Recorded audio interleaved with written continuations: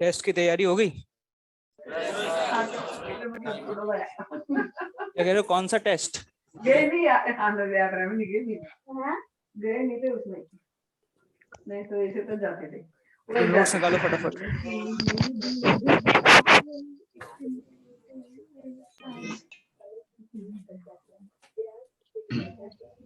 Good evening sir.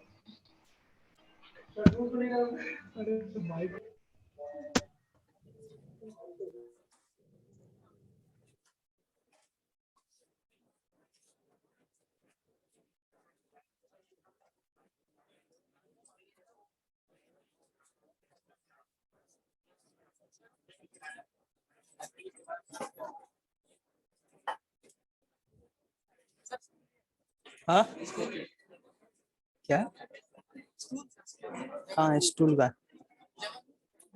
बैठो तो stool कहाँ से घर से लाओगे? बैठ चल, भगा और देंगे वो। बैठो, कोई दिक्कत, एडजस्ट करो। यहाँ बैठ जाओ, यहाँ पे 5 ही लोग बैठे हुए हैं। बैग वैग हटाओ, चलो। देखो बैग, अरे हाँ बैठ, चलो।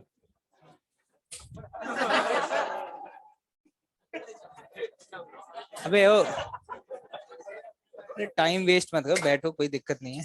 देखने की जरूरत कहाँ है, फ्लो फ्लो में चलेगा सब कुछ। हाँ भाई, कल जो कुछ भी पढ़ाया था, किसी को कोई डाउट पूछना है क्या? कल लास्ट में जो क्वेश्चन किया था हम लोगों ने, ग्राउंड फ्रेम में मैक्सिमम और मिनिमम वेलोसिटी वाला, क्या? हाँ, हाँ वो अभी छोड़ा हुआ है, ठीक है। मैक्सिमम और मिनिमम वेलोसिटी, क्या वो अलग क्लियर है क्या भाई? सेंटर ऑफ मास फ्रेम, क्या समझ आ गया? सारे एक्सप्रेशन सब कुछ अच्छे से याद है? ओके। एक लास्ट छोटा सा टॉपिक, और बहुत ही सिंपल सा टॉपिक है, ठीक है, बस एक बार थोड़ा ध्यान देना होगा। उसको खत्म करते हैं, then we will start our new chapter.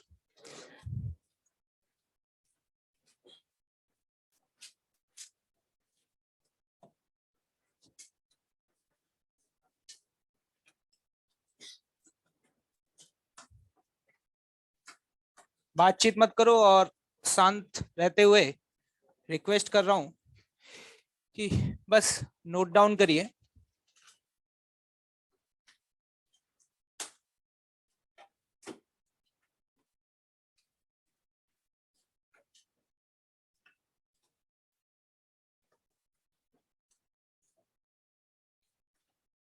बिल्कुल पिन ड्रॉप साइलेंस रहना चाहिए। और मुझे तुम लोगों की कंप्लेन मिली है भाई, कि तुम लोग बहुत डिस्टरबेंस क्रिएट करते हो क्लासेस के अंदर, तो दोबारा नहीं मिलनी चाहिए। इस बात का थोड़ा विशेष ध्यान रखना, नहीं तो अदरवाइज मैंने अगर चेकिंग करा दी तो तुम्हें पता है उसमें मेरा नुकसान तो कुछ नहीं होगा, सिर्फ तुम्हारा ही नुकसान होगा, है ना? तो जितने भी अराजक तत्व जो यहाँ वहां से आ रहे हैं, मैं नहीं चाहता कि किसी का कोई नुकसान हो। सबको पढ़ने का हक है और पढ़ने दिया जाए। लेकिन अगर आप डिस्टरबेंस क्रिएट कर रहे हैं किसी और बैच से आकर के इस बैच में बैठ के, तो ये गलत बात है। तो वी केयरफुल अबाउट इट। अगली बार मेरे पास ऐसी कोई कंप्लेन नहीं आनी चाहिए।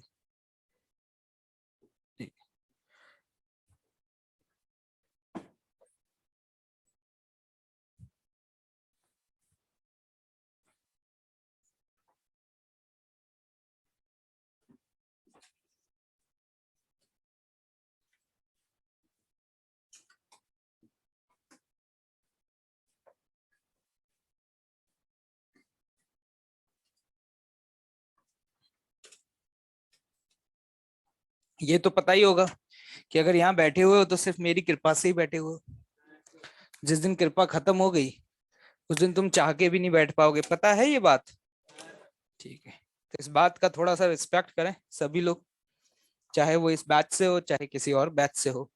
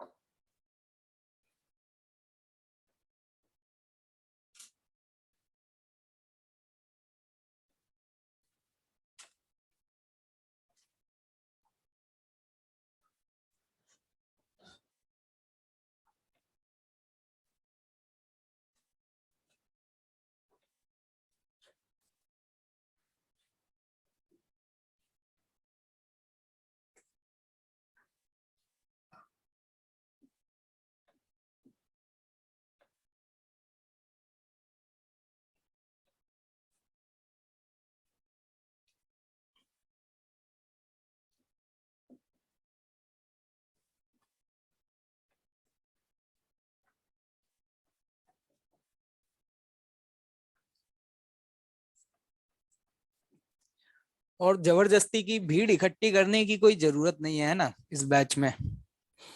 अगर सच में पढ़ने में बहुत इंटरेस्ट रखते हो, एक अच्छी फिजिक्स पढ़ने का शौक है, तो ठीक है, आओ यहाँ पर आओ, फालतू में तमाशा क्रिएट करो अपने साथ, डिस्टरबेंस भी लेकर के आओ। तो मैं नहीं चाहता कि वो सारी चीजें इस बैच में हो, है ना। तो ये मेरी रिक्वेस्ट है कि जबरदस्ती का डिस्टरबेंस क्रिएट ना करिएगा, ठीक है। तो पढ़ना है तभी आना है इस बैच में, क्योंकि मुझे कोई तमाशा थोड़ा ना बनाना है, मुझे भी पढ़ाना है और तुम्हें भी पढ़ना है।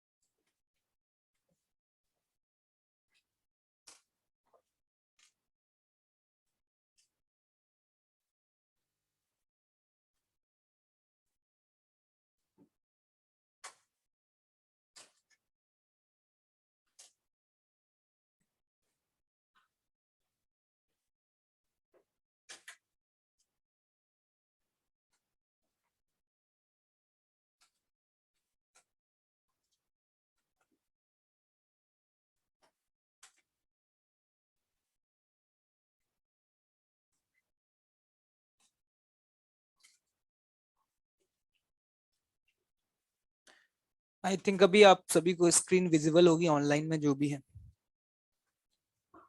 चलिए, ठीक, देखिएगा, वेरिएबल मास सिस्टम।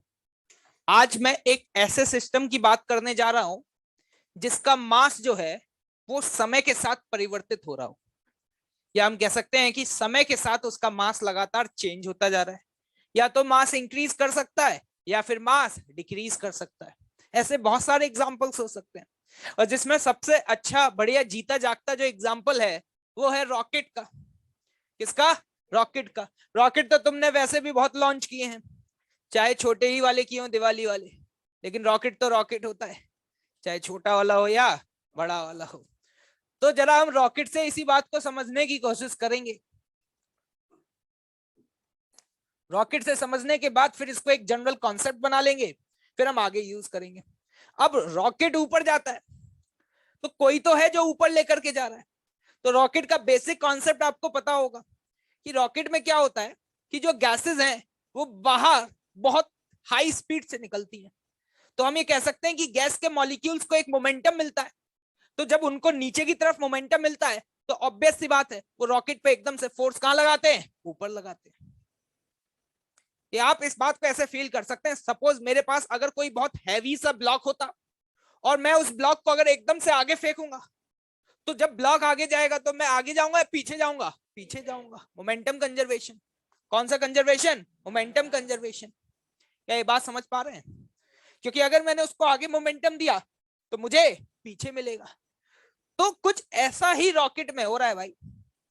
रॉकेट में क्या होता है? गैसेस एक्सपेल्ड होती हैं, एक्सपेल्ड होते समय इस पर एक फोर्स लगाती हैं और उस खत्म उस फोर्स को बोला जाता है थ्रस्ट फोर्स। क्या बोला जाता है? Thrust force. एक ऐसा फोर्स जो कि मास चेंज होने की वजह से लग रहा होता है उसे थ्रस्ट फोर्स बोलते हैं। तो मेरा इंटरेस्ट ये है कि एक थ्रस्ट फोर्स का फॉर्मूला बता दो, और जब भी ऐसे सवाल आएंगे तो लगा लेंगे, जब भी इस प्रोफाइल के सवाल मिलेंगे तो उस फॉर्मूले को लगा देंगे। तो मेरा मेन ऑब्जेक्टिव वही थ्रस्ट फोर्स निकालना है। तो यहाँ पर मैं दो सिचुएशन कंसिडर कर रहा हूँ। ये रॉकेट, जब मैंने इसको पहली बार ऑब्जर्व किया उस समय को मैंने बोल दिया क्या? टी बराबर 0। टी बराबर 0 का मतलब ये नहीं होता है जब दुनिया पहली बार बनी थी।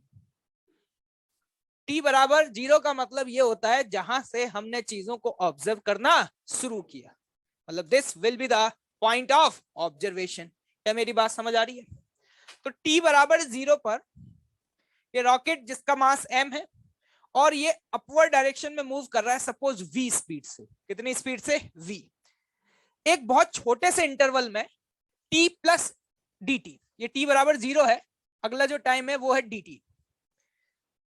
ये t बराबर 0 के बाद मैंने दोबारा से देखा, छोटे से इंटरवल के बाद, बहुत छोटा सा इंटरवल, तो मैंने देखा कि इसने एकदम से बाहर एक मास इजेक्ट किया, और जो मास इजेक्ट किया सपोज मास कितना है? dm। और जब इजेक्ट किया तो ऑब्वियस की बात है उसके पास कुछ स्पीड होगी, लेकिन ये स्पीड मैं ग्राउंड फ्रेम में नहीं मान रहा हूं। ये जो स्पीड है वो स्पीड क्या है? विद रेस्पेक्ट टू रॉकेट है, क्योंकि जनरली हमें यही स्पीड क्वेश्चंस में दी होती है।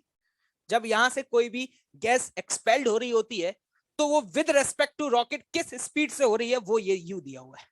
ठीक है, तो ये आपको दिखाई दे रहा है समय के साथ इसका मास क्या होता जाएगा? चेंज होता जाएगा। एक बात आपको समझ में आ रही है, न्यूटन थर्ड लॉ से रॉकेट ने जितना फोर्स इस पे लगाया होगा इस डीएम ने उतना ही फोर्स इस पे लगाया होगा। ये जो फोर्स लगा है आपस में एक दूसरे के ऊपर, यही थ्रस्ट फोर्स बोलते हैं। इसी को क्या बोलते हैं? थ्रस्ट फोर्स बोलते हैं। यहां पर मास लगातार चेंज हो रहा है, तो यहां पर कभी कभी एक टर्म डिफाइन कर लेते हैं लैम्डा। लैम्डा क्या है? Rate of change of mass. Feel लेना चाहे तो ये बोल सकते हैं हर एक सेकंड में उस गिवन सिस्टम के मास में जो भी चेंज हो रहा है वही लैम्डा है। वही क्या है? लैम्डा। अगर मान लो आपको क्वेश्चन में लैम्डा दिया हो तो आप बहुत आसानी से निकाल सकते हैं कि टी टाइम में सिस्टम का मास कितना चेंज हो जाएगा। कैसे निकालोगे? लैम्डा इंटू टी, ये बता देगा डीएम, और डीएम क्या? चेंज इन मास। क्या बात समझ आ रही है? You is what? जो बाहर निकला है, कौन निकला है? जो भी पार्टिकल बाहर निकला है उसकी वेलोसिटी है, ग्राउंड फ्रेम में या रिलेटिव? रिलेटिव, जिससे निकला है उसके रिलेटिव। ठीक है, ओके आगे बढ़ते हैं। अब दो तरीके हैं इसको देखने के, या तो आप रॉकेट के ऊपर चर्चा करो या फिर डीएम पे चर्चा करो। चर्चा किसी पे भी कर लो, आंसर आ जाएगा, क्योंकि दोनों पे लगने वाला फोर्स इक्वल एंड अपोजिट है। तो हम वो मेथड प्रेफर करते हैं जिससे चीजों को डाइजेस्ट करना आसान है और जिससे चीजों को समझना आसान है। हम यहाँ पर पहली बात तो जब भी ऐसी प्रॉब्लम्स हमारे सामने आती है तो हम छोटे वाले मास पर, या हम कह सकते हैं वो मास जो इजेक्ट हो रहा है उस पर इंपल्स मोमेंटम थ्योरम लगाते हैं। क्या लगाते हैं? इंपल्स मोमेंटम थ्योरम लगाते हैं। तो देखिएगा इंपल्स मोमेंटम थ्योरम कहता है कि नेट इंपल्स बराबर change in momentum. Net impulse बराबर चेंज इन मोमेंटम। अगर मैं आपसे बोलूं कि इनिशियल मोमेंटम बताओ, तो t बराबर 0 पर ये जो dm है ये c के अंदर तो था, मतलब आप इसको ऐसे भी लिख सकते थे m माइनस dm प्लस यहाँ पे कहा था dm। तो t बराबर 0 पर क्या ये dm रॉकेट के साथ ऊपर हवा में उड़ता हुआ जा रहा था? तो हम ये कह सकते हैं कि t बराबर 0 पर इसका जो इनिशियल मोमेंटम था वो कितना था? dm into v। अब निकला है फाइनल मोमेंटम। फाइनल मतलब इस समय ये बाहर निकला u से, लेकिन ये u है विद रेस्पेक्ट टू रॉकेट, लेकिन रॉकेट की स्पीड में भी थोड़ा सा परिवर्तन आ गया होगा, क्योंकि एकदम से बाहर निकलेगा तो फोर्स लगाएगा, और फोर्स लगाएगा तो इसकी वेलोसिटी पहले v थी, और छोटा सा इंटरवल है तो चेंज जो भी आया वो भी बहुत स्मॉल है, इसको मान लेते हैं कितना है? v plus dv। तो ये जो u दिया हुआ है वो विद रेस्पेक्ट टू रॉकेट है, तो ग्राउंड फ्रेम में कैसे निकालोगे?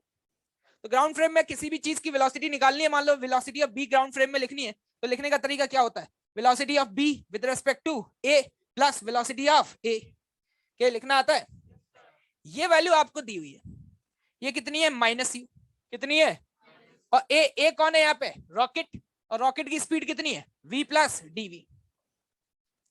तो देखो यहां से वही वैल्यू मैंने पुट कर दी, v plus dv minus u. With respect to ground frame ये वेलोसिटी हो जाएगी v plus dv minus u. आराम से देखो, कोई दिक्कत नहीं है। इंपल्स क्या होता है, क्या लिख दूं, एक्सपेंड किया तो डीएमवी और डीएमवी दो टर्म सेम आ रहे थे तो कैंसिल हो गए, क्या हो गए, कैंसिल हो गए। यहाँ पे एक टर्म ये आ रहा था जिसमें डीएम मल्टीप्लाई हो रहा था डीवी से। डीएमबी बहुत छोटा है, डीएमबी बहुत छोटा है, और डीवी जो है वो भी बहुत छोटा है। क्या समझ में आ रहा है, डीएम और डीवी बहुत ही स्मॉल है, तो दो बहुत स्मॉल क्वांटिटीज को अगर फर्दर आपस में मल्टीप्लाई कर दोगे तो बड़ी हो जाएगी या छोटी हो जाएगी। कुछ तो सोच रहे होंगे मल्टीप्लाई करने पे बढ़ जाती है, पता है ये बात। अगर 10 की पावर -3 को मल्टीप्लाई कर दूं 10 की पावर -5 तो कितनी हो जाएगी, तो ये बढ़ गई या घट गई। लोग तो सोचते हैं 8 तो ज्यादा होता है, 5 और 3 से, अभी माइनस लगा हुआ है, क्या लगा हुआ है, माइनस। तो हम ये कह सकते हैं ये वैल्यू इन वैल्यूज के कंपैरिजन में बहुत स्मॉल होगी, तो इसको नेग्लेक्ट कर दो, इसको क्या कर दो, नेग्लेक्ट। तो यहाँ पे सिंपली इंपल्स बराबर ये लिखा जा सकता है, ये लिख सकते हैं इंपल्स बराबर जो भी थ्रस्ट फोर्स लगा F इंटू डी टी, उस डी टी इंटरवल में जो भी थ्रस्ट फोर्स लगा, क्या बराबर डीएम इंटू यू लिख सकता हूँ। तो यहां से थ्रस्ट फोर्स की वैल्यू आती है U into dm by d t. इस पूरे अब तक की चर्चा में ऑब्वियस सी बात है थोड़ी सी मैथ्स है, और जहां मैथ्स आती है वहीं टाई टाई फिश, हवा भी नहीं लगती, लेकिन कोई दिक्कत वाली बात नहीं है। अगर आप खुद से करके देखेंगे तो आपको खुद समझ आ जाएगा, मैंने कोई रॉकेट साइंस नहीं लगाई। लेकिन हम बार बार क्यों करें, एक बार सर ने कर तो दिया, और सर ने जो रिजल्ट निकाला सीधे उस रिजल्ट का क्या करेंगे, यूज करेंगे जहां जरूरत पड़ेगी। तो वो रिजल्ट ये है तुम्हारे सामने। आज के बाद अगर कहीं भी थ्रस्ट फोर्स की चर्चा हो तो चुपचाप से थ्रस्ट फोर्स की वैल्यू, मैग्नीट्यूड की बात करूं, ये माइनस इसलिए आ रहा है क्योंकि इस पर थ्रस्ट फोर्स कहां लग रहा है, नीचे, और हमने अपवर्ड डायरेक्शन को क्या माना था, पॉजिटिव, इसलिए माइनस आ रहा है। अगर मैं मैग्नीट्यूड की बात करूं तो चुपचाप से लिखूंगा यू, यू है रिलेटिव वेलोसिटी, क्या है, relative velocity into dm by dt, और डीएम बाय dt क्या है, rate of change of mass, जो कि आपको क्वेश्चन में दिया होगा अगर ऐसा सवाल पूछेगा। नहीं दिया होगा तो देखेंगे फिर कैसे कैलकुलेट करें।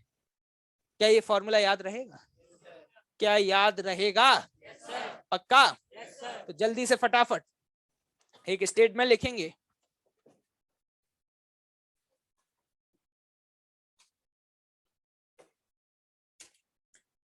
whenever the mass of a system, whenever mass of a system is either increases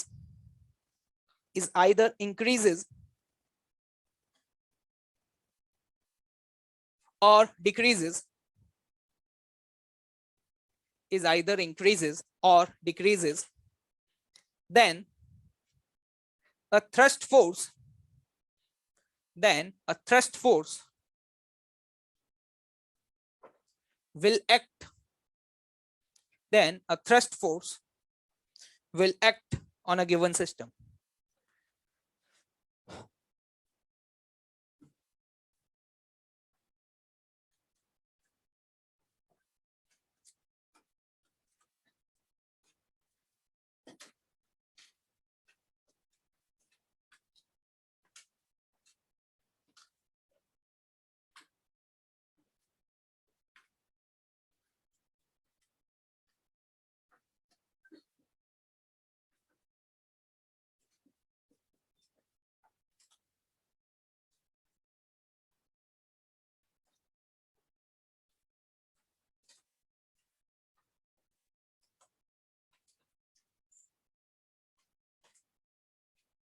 देखिएगा ध्यान से, एक ट्रॉली है जो कि आगे की दिशा में v नॉट वेलोसिटी से चल रहा है। किस वेलोसिटी से चल रहा है, v नॉट से। नीचे वाली सरफेस स्मूथ है, ठीक है, लेकिन यहाँ पे इन दोनों सरफेस के बीच में फ्रिक्शन होगा, और यहाँ पे जब ट्रॉली निकल रही है तो यहाँ बीच में इस तरीके का एक सिस्टम लगा हुआ है, और ये रेत भरा हुआ है। क्या भरा हुआ है, रेत, मतलब सैंड। तो जब ये ट्रॉली बहुत बड़ी है तो जब ये निकल रही होगी तो जो रेत है वो धीरे धीरे इसके ऊपर गिरने लग जाएगा, गिरेगा या नहीं गिरेगा। और मान लो इस ट्रॉली का जो मास है वो मुझे m दिया हुआ है, इस ट्रॉली का जो मास है,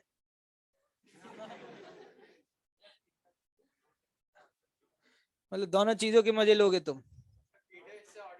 जब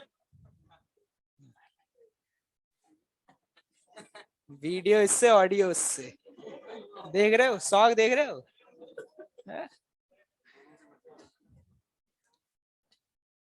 अलग ही है भाई, टेक्नोलॉजी का तुम किस तरीके से गलत फायदा उठा रहे हो ये अब मैं देख पा रहा हूँ। ठीक है, ऑडियो इधर से, वीडियो उधर से।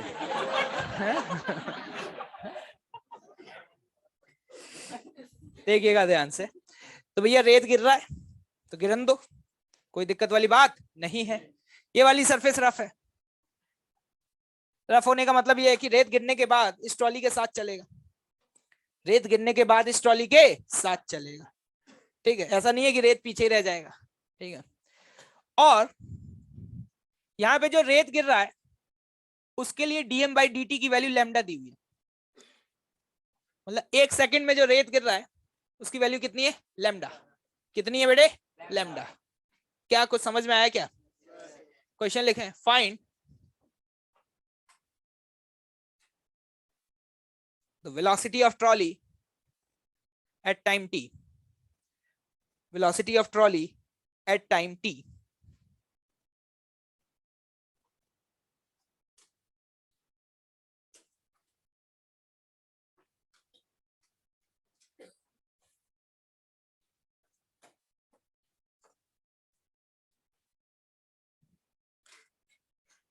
जो पढ़ा है इन सब का कोई यूज नहीं है, वैसे ही आंसर आ जाएगा, तो इसलिए ज्यादा दिमाग न लगाएं। ये तो एक सिंपल सा क्वेश्चन है मोमेंटम कंजर्वेशन का।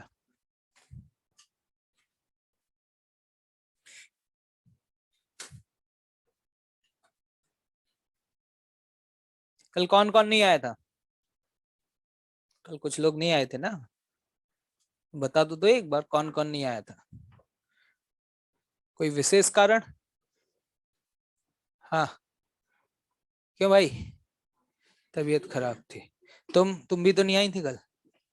हाँ, झूठ बोलते हो, आरवाई की मेमोरी पर शक नहीं किया करते हैं, बोला है ना, रिस्क मत लिया करो। मुझे सब पता है कौन क्या गेम खेल रहा है। ठीक है, तबीयत सही हो गई?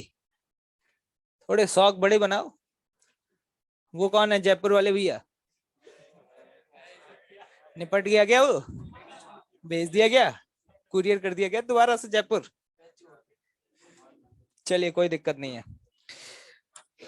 कितने लोग आंसर निकाल चुके हैं? क्या आ रहा है आंसर? देखिए ऐसे सवाल जब आते हैं तो पता नहीं, मैंने जनरली देखा है लोग पता नहीं रॉकेट साइंस लगाते हैं, क्योंकि उनको लगता है रॉकेट से शुरुआत हुई थी तो रॉकेट साइंस ही लगेगी।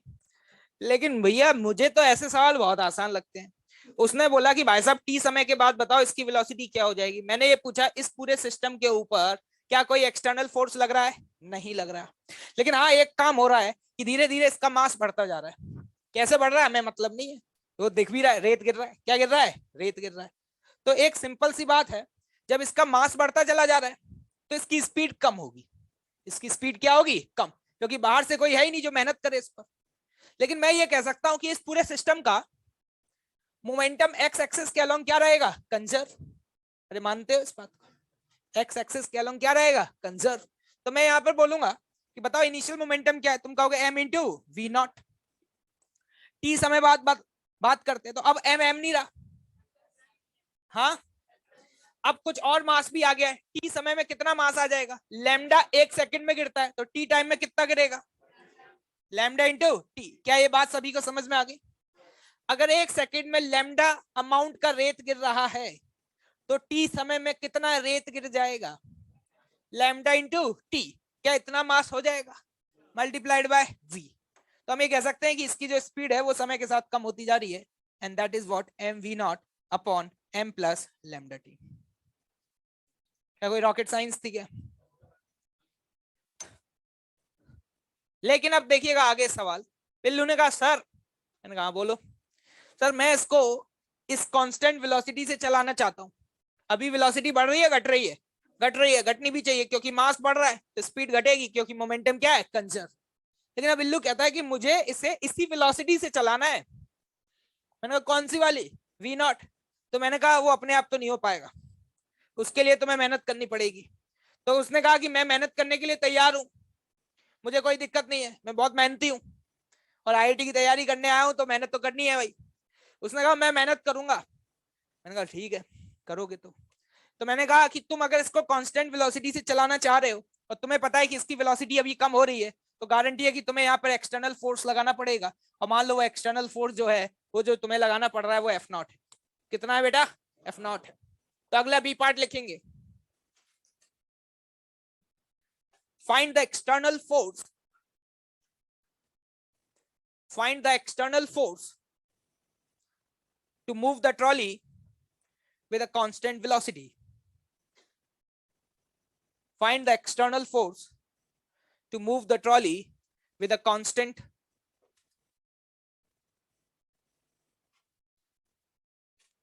velocity.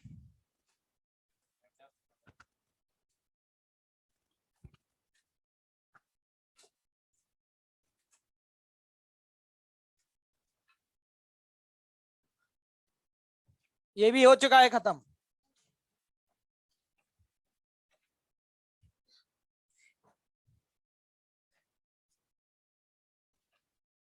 एक्चुअली में अगर आप ध्यान से देखें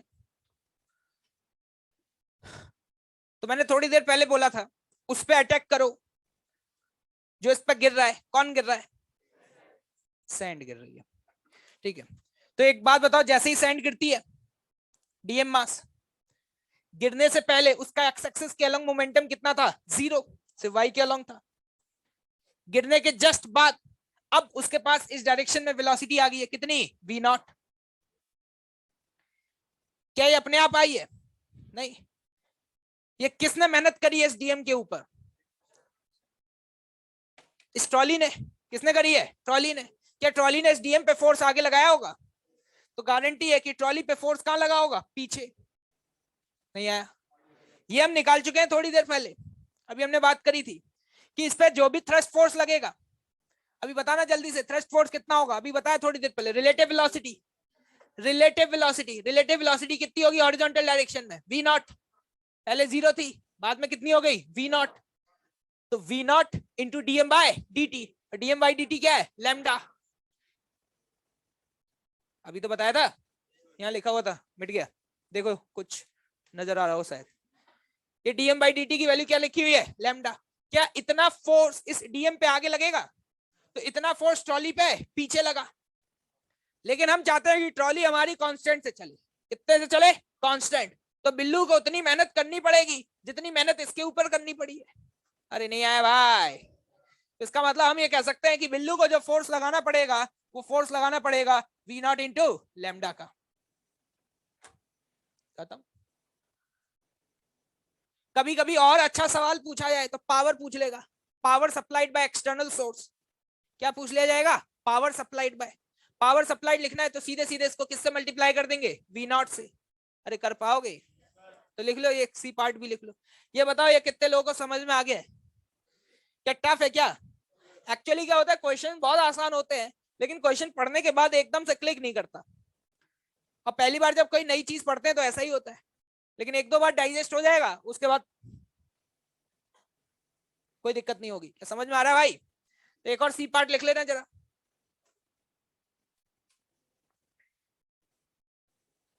The power supplied by the external source. The power supplied by the external source.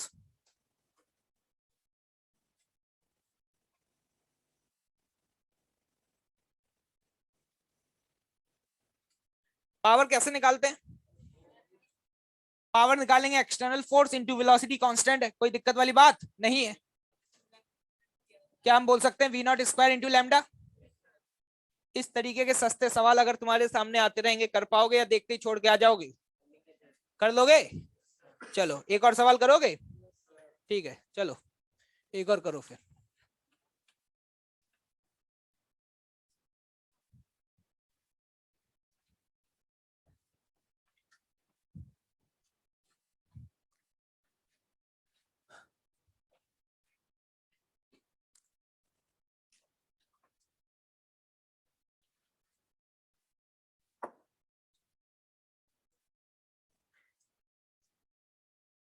क्या हुआ भाई, तकलीफ में हो? खुश रहो, थोड़ा सा हंसते रहो। मतलब अगला सवाल,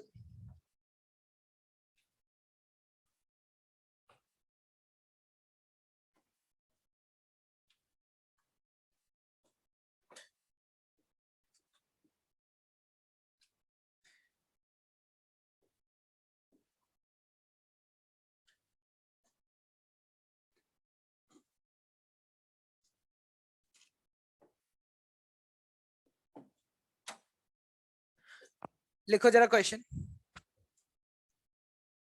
at t equals to 0, at t equals to 0, the trolley is at rest. The trolley is at rest. And now a constant external force is applied on the trolley. A constant external force is applied on the trolley.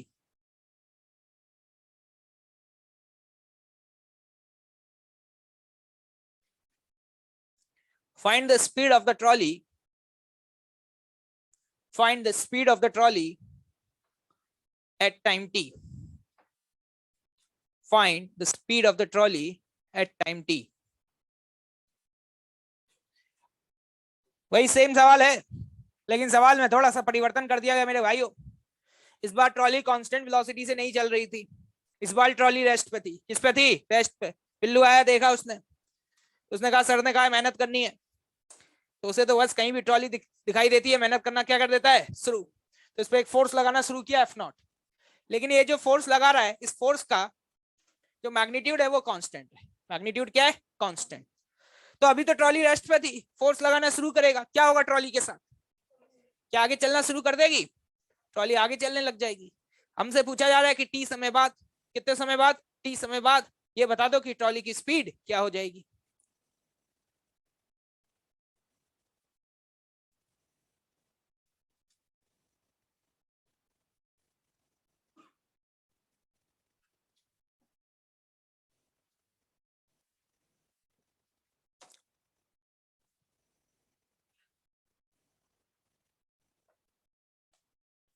Hint दूं? Just think from impulse momentum theorem. आती है? Impulse momentum theorem आती है? सोचो उससे। खत्म। एक एक लाइन के क्वेश्चन होते हैं भाई।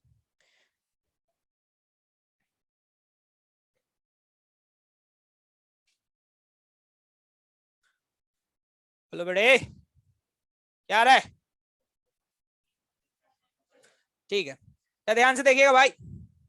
अगर मैं आपसे ये पूछूं, मान लो इस ट्रॉली का मास तो कितना था? m। टी समय बाद की बात कर लेते हैं। क्या इस ट्रॉली के ऊपर बहुत सारा रेत इकट्ठा हो जाएगा? अरे मानते या नहीं मानते हो? तो टी समय के बाद इस ट्रॉली के ऊपर कितना रेत इकट्ठा हो चुका होगा? ठीक है, मान लेते हैं टी समय बाद मुझसे स्पीड तो पूछी गई है। क्या पूछा गया है? अरे जिंदा हो? क्या बात कर रहे हो? तो जरा ध्यान से देखना, मुझसे पूछा गया टी समय बाद स्पीड बताओ। मैंने कहा स्पीड v होगी। मैंने कहा स्पीड क्या होगी? v। F0 कांस्टेंट या वेरिएबल है? कांस्टेंट। अगर इस पूरे को मैं अपना सिस्टम लूं, इस पूरे को, तो क्या बाहर से कोई फोर्स लग रहा है? मैंने कहा बाहर से कोई फोर्स लग रहा है। बिल्लू ने कहा लग रहा है। लग रहा है? हाँ लग रहा है। मैंने कहा कौन? Sir thrust force. मैंने कहा अरे नालायक, इसने इस पे लगाया और इसने इस पे लगाया, क्या कैंसिल हो गया? तो इस रेत जो गिर चुका है प्लस ट्रॉली को अगर मैं अपना सिस्टम ले रहा हूं, तो थ्रस्ट फोर्स इंटरनल है एक्सटर्नल है? एक फोर्स F0 लग रहा है, अगर टी टाइम तक लगेगा तो F0 का इंपल्स कितना हो जाएगा? इंपल्स बराबर क्या होता है? चेंज इन, क्या ये जानते हो बेटे? चेंज इन मोमेंटम लिखना है। इनिशियल मोमेंटम तो गया, कितना? 0। फाइनल लिखने जा रहा हूं। फाइनल लिखूंगा तो मोमेंटम मास m, m लिखूं या m प्लस लैम्डा टी लिखूं? Into velocity, into velocity. खत्म, टाटा, बाय बाय। v निकालना था, क्या निकालना था? v। तो यहां से v की वैल्यू लिख देंगे कितनी? F0 t upon m plus lambda T. सोच पा रहे हो? नहीं सोच पा रहे तो डेवलप करो ये थॉट, तो आपको समझ में आना शुरू होगा। तो टी समय बाद जो स्पीड है वो होगी F0 t upon m plus lambda into T. इसका बी पार्ट लिखो।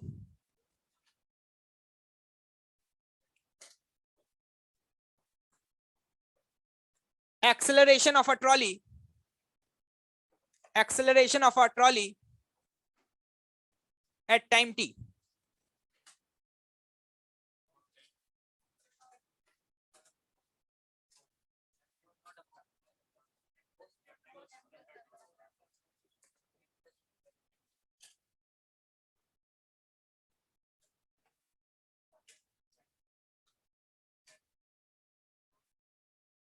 एक्सेलरेशन कांस्टेंट होगा।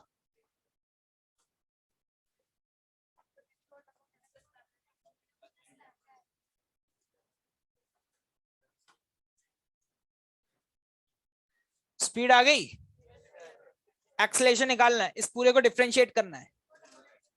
अरे ये भी तो वेरिएबल है। प्रोडक्ट देखो क्या भाई साहब क्या कह रहे हैं, लो सर डिफरेंशिएट कर दिया एफ नॉट टी को, एफ नॉट कोएफिशिएंट रूल पढ़े हो, ऊपर भी टी है और नीचे भी टी है, क्या इसको डिफरेंशिएट करना आता है तुम्हें? तो कैसे देख रहे हैं, इसका डिफरेंशिएशन क्या f not upon m plus lambda t होगा। क्यों? यू वाई वी, मैंने सुना है यू वाई वी नाम का एक रूल होता था। क्या तुमने कभी ऐसे फंक्शन को डिफरेंशिएट किया है, y बराबर T square upon 2t plus 1 लिखा हो, क्या ऐसे डिफरेंशिएट किया है? क्या इसका डिफरेंशिएशन सीधे सीधे नीचे वाले को कांस्टेंट लेते हुए और ऊपर वाले को डिफरेंशिएट करके क्या ऐसे लिख देते थे? पीछे वाले कह रहे हमने तो ऐसे ही लिखा है भाई। क्या भाई ऐसे लिखा है क्या? कैसे करते थे, याद आ रहा है कुछ? बताना जरा क्या था रूल। v इंटू इसको डिफरेंशिएट करते थे plus u into dv upon square. अब भूल गए? मैं नहीं बताऊंगा, ठीक है घर से करके लाओ बाय खुद से, मैं नहीं बता रहा ये सब। क्या मतलब है यार, डिफरेंशिएशन सिखाना पड़ रहा है नालायकों को, है? एक्सेलरेशन निकालना है, क्या निकालना है? एक्सेलरेशन। एक्सेलरेशन क्या होता है? dv by dt। देखो देखो गरीबो देख लो, बताना तो पड़ेगा ही। m प्लस लैम्डा टी, इसको डिफरेंशिएट किया, ये कितना हो गया? F not. क्या क्लियर है? प्लस है माइनस, इसको बाहर रखा, f not t. m plus lambda t को डिफरेंशिएट करो, किसको? m प्लस लैम्डा टी को डिफरेंशिएट करोगे क्या आएगा? हाँ सही चल रहा है क्या मामला? बटे m प्लस लैम्डा टी का होल स्क्वायर। इसमें से कुछ कट जाएगा शायद, ऊपर देखो कटना तो चाहिए था यार, कटता तो था पिछले साल तक, इस साल नहीं कट रहा क्या? ये एफ नॉट टी लैम्डा और एफ नॉट टी लैम्डा क्या हो जाएगा? कैंसिल आउट हो जाएगा, तो ऊपर क्या बचेगा? m एफ नॉट बटे m प्लस लैम्डा टी का होल स्क्वायर। जो तुम्हारे दिमाग में चल रहा है वो एग्जामिनर को पता होगा कि तुम क्या करने वाले हो। वो सबसे पहला ऑप्शन यही देगा, एक्सेलरेशन। ये तो तुम टिक कर दोगे क्योंकि तुम्हारे लिए तो नीचे वाला टर्म कांस्टेंट है। कांस्टेंट है क्या बेटा? मास कांस्टेंट है क्या? सो बी केयरफुल। देखो ध्यान से ऊपर वाले एक्सप्रेशन को। क्या ये किसी को गलती से समझ में आया कि मैंने कैसे किया है? आ गया फिर ठीक है।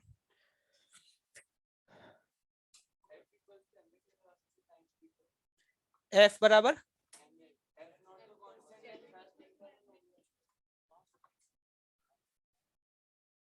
बहुत बढ़िया सवाल पूछा गया है, एक बार जोरदार तालियां बजा दी जाए।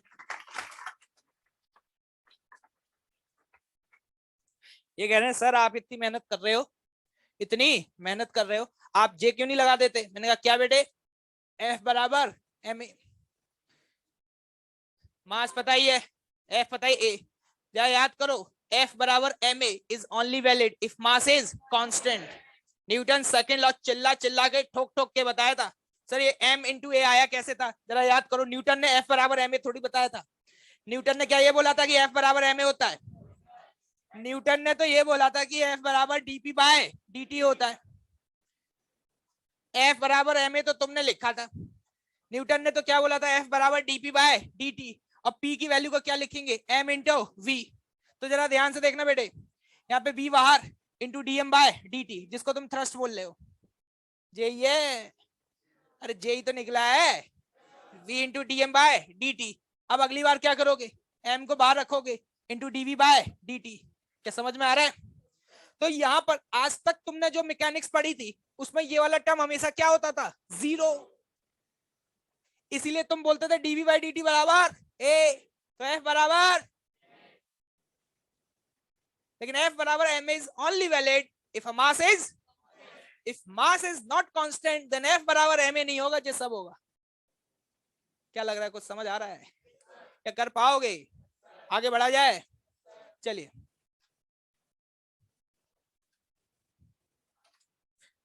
लिख लेना, ये छोटे छोटे पॉइंट्स हैं, एग्जामिनर को पता है तुम कितने गरीब हो, वो जानता है तुम्हारे बारे में अच्छे से, कटोरे लेके।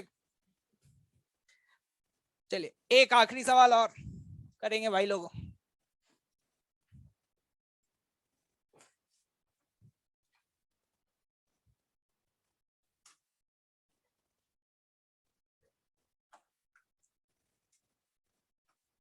ठीक है, एससीवी का सवाल है।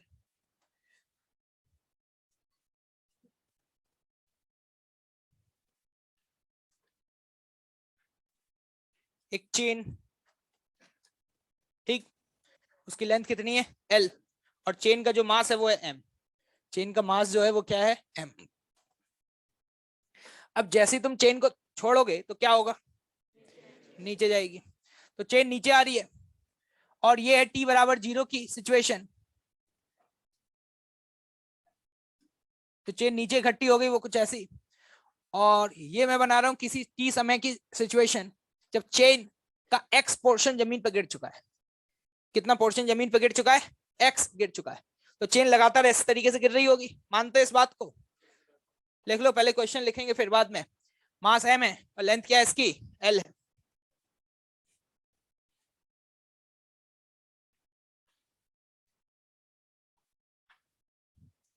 Find the thrust force, find the thrust force exerted by chain on the table, chain on the table. And the B part, the net normal force, the net normal force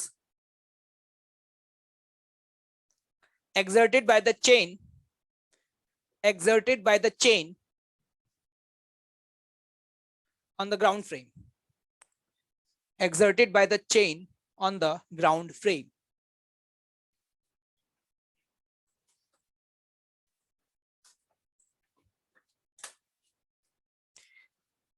ये समझ में आ रहा है thrust force क्यों लगेगा? क्योंकि जब chain गिरेगा तो यहां पर मास बढ़ रहा है या नहीं बढ़ रहा, और एकदम से मान लो एक चेन का उस वाले पोर्शन को गिरो जो जस्ट गिरने वाला है, एकदम से गिरेगा, रुक जाएगा, तो एकदम से झटका लगाएगा या नहीं लगाएगा, लगाएगा। तो उस मोमेंट पे फोर्स लगाएगा। तो वही बोला जा रहा है। तो मैंने कहा कि चेन के उस वाले हिस्से को देख रहा हूं जो जस्ट अभी गिरने वाला है, तो उस हिस्से की स्पीड कितनी होगी, √2gx। क्या ये किसी को समझ में आया? क्योंकि चेन का वो हिस्सा फ्री फॉल कर रहा है। क्या कर रहा है, फ्री फॉल, हवा में है। किसमें है, हवा में।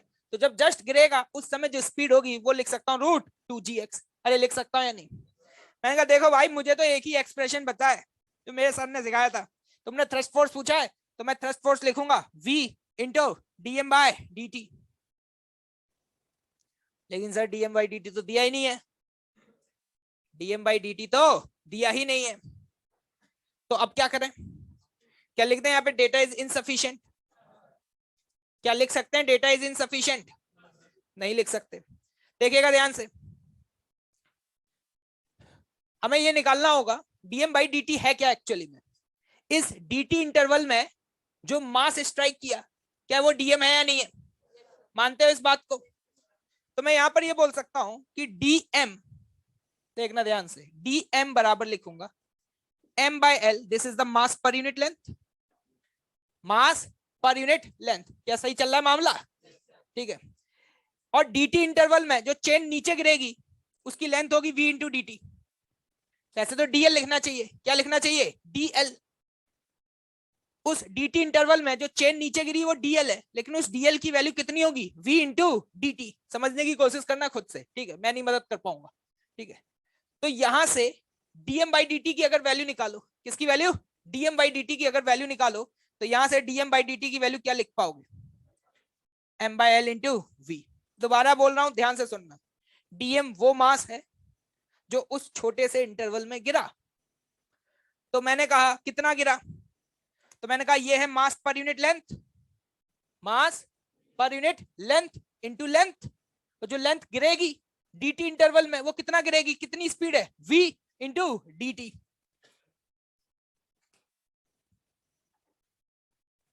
तो dm/dt की वैल्यू आ गई, यहां से कितनी आ गई, m/l इंटू v। तो यहां पर मैं ये एक्सप्रेशन में अगर ये वैल्यू पुट कर दूं तो इसी एक्सप्रेशन को लिख सकता हूं m/l इंटू v स्क्वायर। क्या लिख सकता हूं, m/l इंटू v स्क्वायर। देखो आराम से और बताओ क्या समझ में आया। और v स्क्वायर की वैल्यू मुझे पता है, ऊपर लिखी हुई है, कितनी लिखी हुई है 2gx। ठीक है, समझ आए तो ठीक है, नहीं आए तो छोड़ देना। m/l into 2gx। मैंने बोला ना, समझ आए तो ठीक है, नहीं आए तो छोड़ देना, मुझसे मत पूछना। ठीक है, क्योंकि ये तो आपकी स्किल्स है। अब आप नहीं सोच पा रहे हैं तो मैं क्या कर सकता हूं, मैं बस दोबारा एक्सप्लेन कर सकता हूं और क्या है। ठीक है, लेकिन अगर ये नहीं सोच पा रहे हो तो छोड़ देना, मुझसे मत पूछना, दैट्स ऑल। इतना थ्रस्ट फोर्स लगेगा। ये तो ए पार्ट का आंसर हो गया। किस पार्ट का आंसर हो गया? ए पार्ट का। अब बी पार्ट में हमसे पूछा गया है, क्या पूछा गया कि यहां पर कितना फोर्स लगेगा। तो देखो यहाँ दो फोर्स हैं, एक तो जब वो एकदम से झटके से गिरेगा तो थ्रस्ट फोर्स लगाएगा, दूसरा जो यहाँ पहले से मास रखा हुआ है, जो यहाँ पहले से मास रखा हुआ है, क्या उसका भी mg लगेगा या नहीं लगेगा। और बताना यहाँ पे कितना मास रखा होगा। क्या एक्स चेन नीचे गिर चुकी है? जो एक्स चेन नीचे गिर चुकी है उसका मास कितना होगा। तो अगर मुझसे नेट फोर्स पूछा गया है कि इस समय जो ग्राउंड पे लग रहा होगा वो कितना लग रहा होगा, तो देखो मैं कैसे लिखूंगा, m/l इंटू एक्स, ये तो मास गिर चुका है, इंटू जी, ये है mg, ये उस चेन का मास है जो टेबल पर रखा हुआ है। नहीं आया समझ? प्लस ये वाला टर्म, और इस वाले टर्म को ऐड करोगे तो ये है आपका m/l इंटू 2gx। तो यहां पर ये नेट फोर्स जो है वो 3 गुना आता है। कितना आता है? 3 गुना। कुछ भी समझना आए तो यही याद रख लेना कि जितना मास रखा होता है, जितना मास रखा होता है उसका आंसर 3 गुना आता है। ठीक है, देख लो आराम से। ये सवाल आपको आगे जाके एससीवी में भी मिलेगा और एरोडो में भी मिलेगा। क्या बेटा?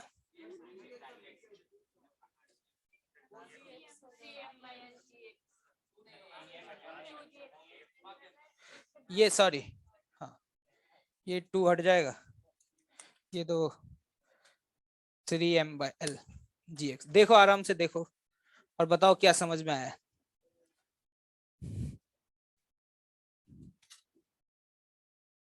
इंपॉर्टेंट बस यही है कि ये कैसे लिखा गया। अगर ये समझ आ जाए तो सवाल बहुत आसान है। लास्ट टाइम बता रहा हूं, दोबारा से सुन लेना। ये लिखना आना चाहिए क्योंकि आगे जाके भी बहुत काम आएगा। मास पर यूनिट लेंथ, क्या मास पर यूनिट लेंथ को सपोज मैं यहां पर कुछ और बोल देता हूं, म्यू बोल देता हूं। क्या बोल देता हूं? म्यू, मास पर यूनिट लेंथ। चेन गिर रही है नीचे, ठीक। अगर मैं वो dt इंटरवल लूं तो उस dt इंटरवल में ये वाला पूरा पोर्शन नीचे गिर जाएगा। तो उस dt इंटरवल में इसने कितना डिस्टेंस चला होगा? v into dt। तो जो पोर्शन एक इस dt इंटरवल में गिरा, अगर मैं उसका मास पूछूं आपसे तो आप क्या बोलोगे? Mu, mu is the mass per unit length into v into dt। ये लिखा हुआ है। उस म्यू की वैल्यू कितनी है? m/l, that's all. तो यहां से dm/dt की वैल्यू आ जाएगी म्यू इंटू v। ठीक, अभी तो ज्यादा सवाल नहीं मिलने वाले इस पर, लेकिन फ्लूइड में जाकर के हो सकता है कि वहां पे आपको ऐसा सवाल देखने को मिला है। ठीक है, क्या आगे बढ़ा जाए भाई? क्या ये बात क्लियर है? ठीक है, देखो समझ में आ गया हो तो ठीक है, ज्यादा पेन मत लेना। जेई में कभी इस पे सवाल पूछा नहीं गया है। ठीक है, मतलब वेरिएबल मास सिस्टम पर जेई ने कभी सवाल आज तक पूछा नहीं है। लेकिन वही है कि शीट में हमारे सवाल हैं, और दूसरी बात की एलिन के जो टेस्ट होते हैं उनमें तो सवाल पूछे ही जाते हैं। तो पता नहीं भाई, आईआईटी का जन की बुड्ढा है, कुछ भी पूछ सकता है। तो हमें ये कॉन्सेप्ट आना चाहिए, हमें ये कॉन्सेप्ट आना चाहिए। कोई रॉकेट साइंस नहीं है। थ्रस्ट फोर्स की वैल्यू हमें पता होनी चाहिए, और उस थ्रस्ट फोर्स की वैल्यू जो होती है वो होती है v into dm/dt, that's all. Question तो बहुत अलग अलग प्रोफाइल के बन सकते हैं। रेत गिरा दिया, चेन गिरा दी, कुछ और गिरा दिया, ठीक है। लेकिन अगर फंडामेंटल आपका क्लियर है तो डेफिनेटली समय के साथ, ऑब्वियस सी बात है, शुरुआत में हो सकता है कि अभी तकलीफ हो रही हो, लेकिन 12th में जाने के बाद ये सारी चीजें तुम्हें बहुत आसान लगने लगेंगी। क्योंकि जब तुम ऑलरेडी कैलकुलस वगैरह पढ़ चुके होगे तो इन सभी चीजों से क्या होगे, काफी फैमिलियर हो जाओगे। ऐसा पहले भी तो हुआ है बहुत बार। सेंटर ऑफ मास के डेरिवेशन कराए थे, क्या तुम्हें समझ आए थे? आए थे भाई। लेकिन फिर भी हो सकता है शायद बहुत अच्छे से समझ ना आया हो, लेकिन कोई दिक्कत नहीं है। जब आप 12th में जाएंगे तो आपकी मैथमेटिकल स्किल्स और इंप्रूव हो जाएंगी, क्योंकि जब आप कैलकुलस पढ़ लेंगे उसके बाद ये सारी चीजें आपके लिए क्या हो जाएंगी, आसान हो जाएंगी। तो चलिए इसी के साथ ये चैप्टर हुआ कंप्लीट।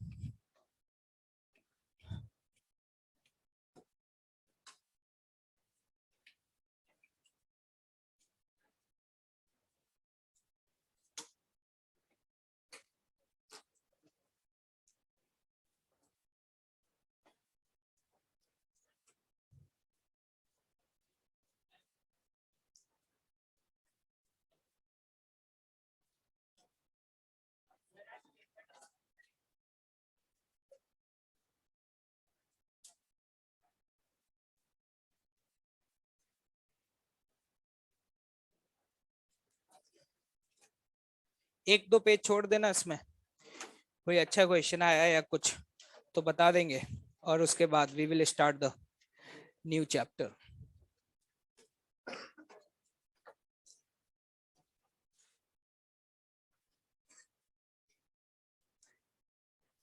रिजिड बॉडी डायनामिक्स नाम तो ये है, कहीं कहीं आपको इसका नाम रोटेशनल मैकेनिक्स या फिर रोटेशनल डायनामिक्स ऐसे नाम भी देखने को मिल जाते हैं।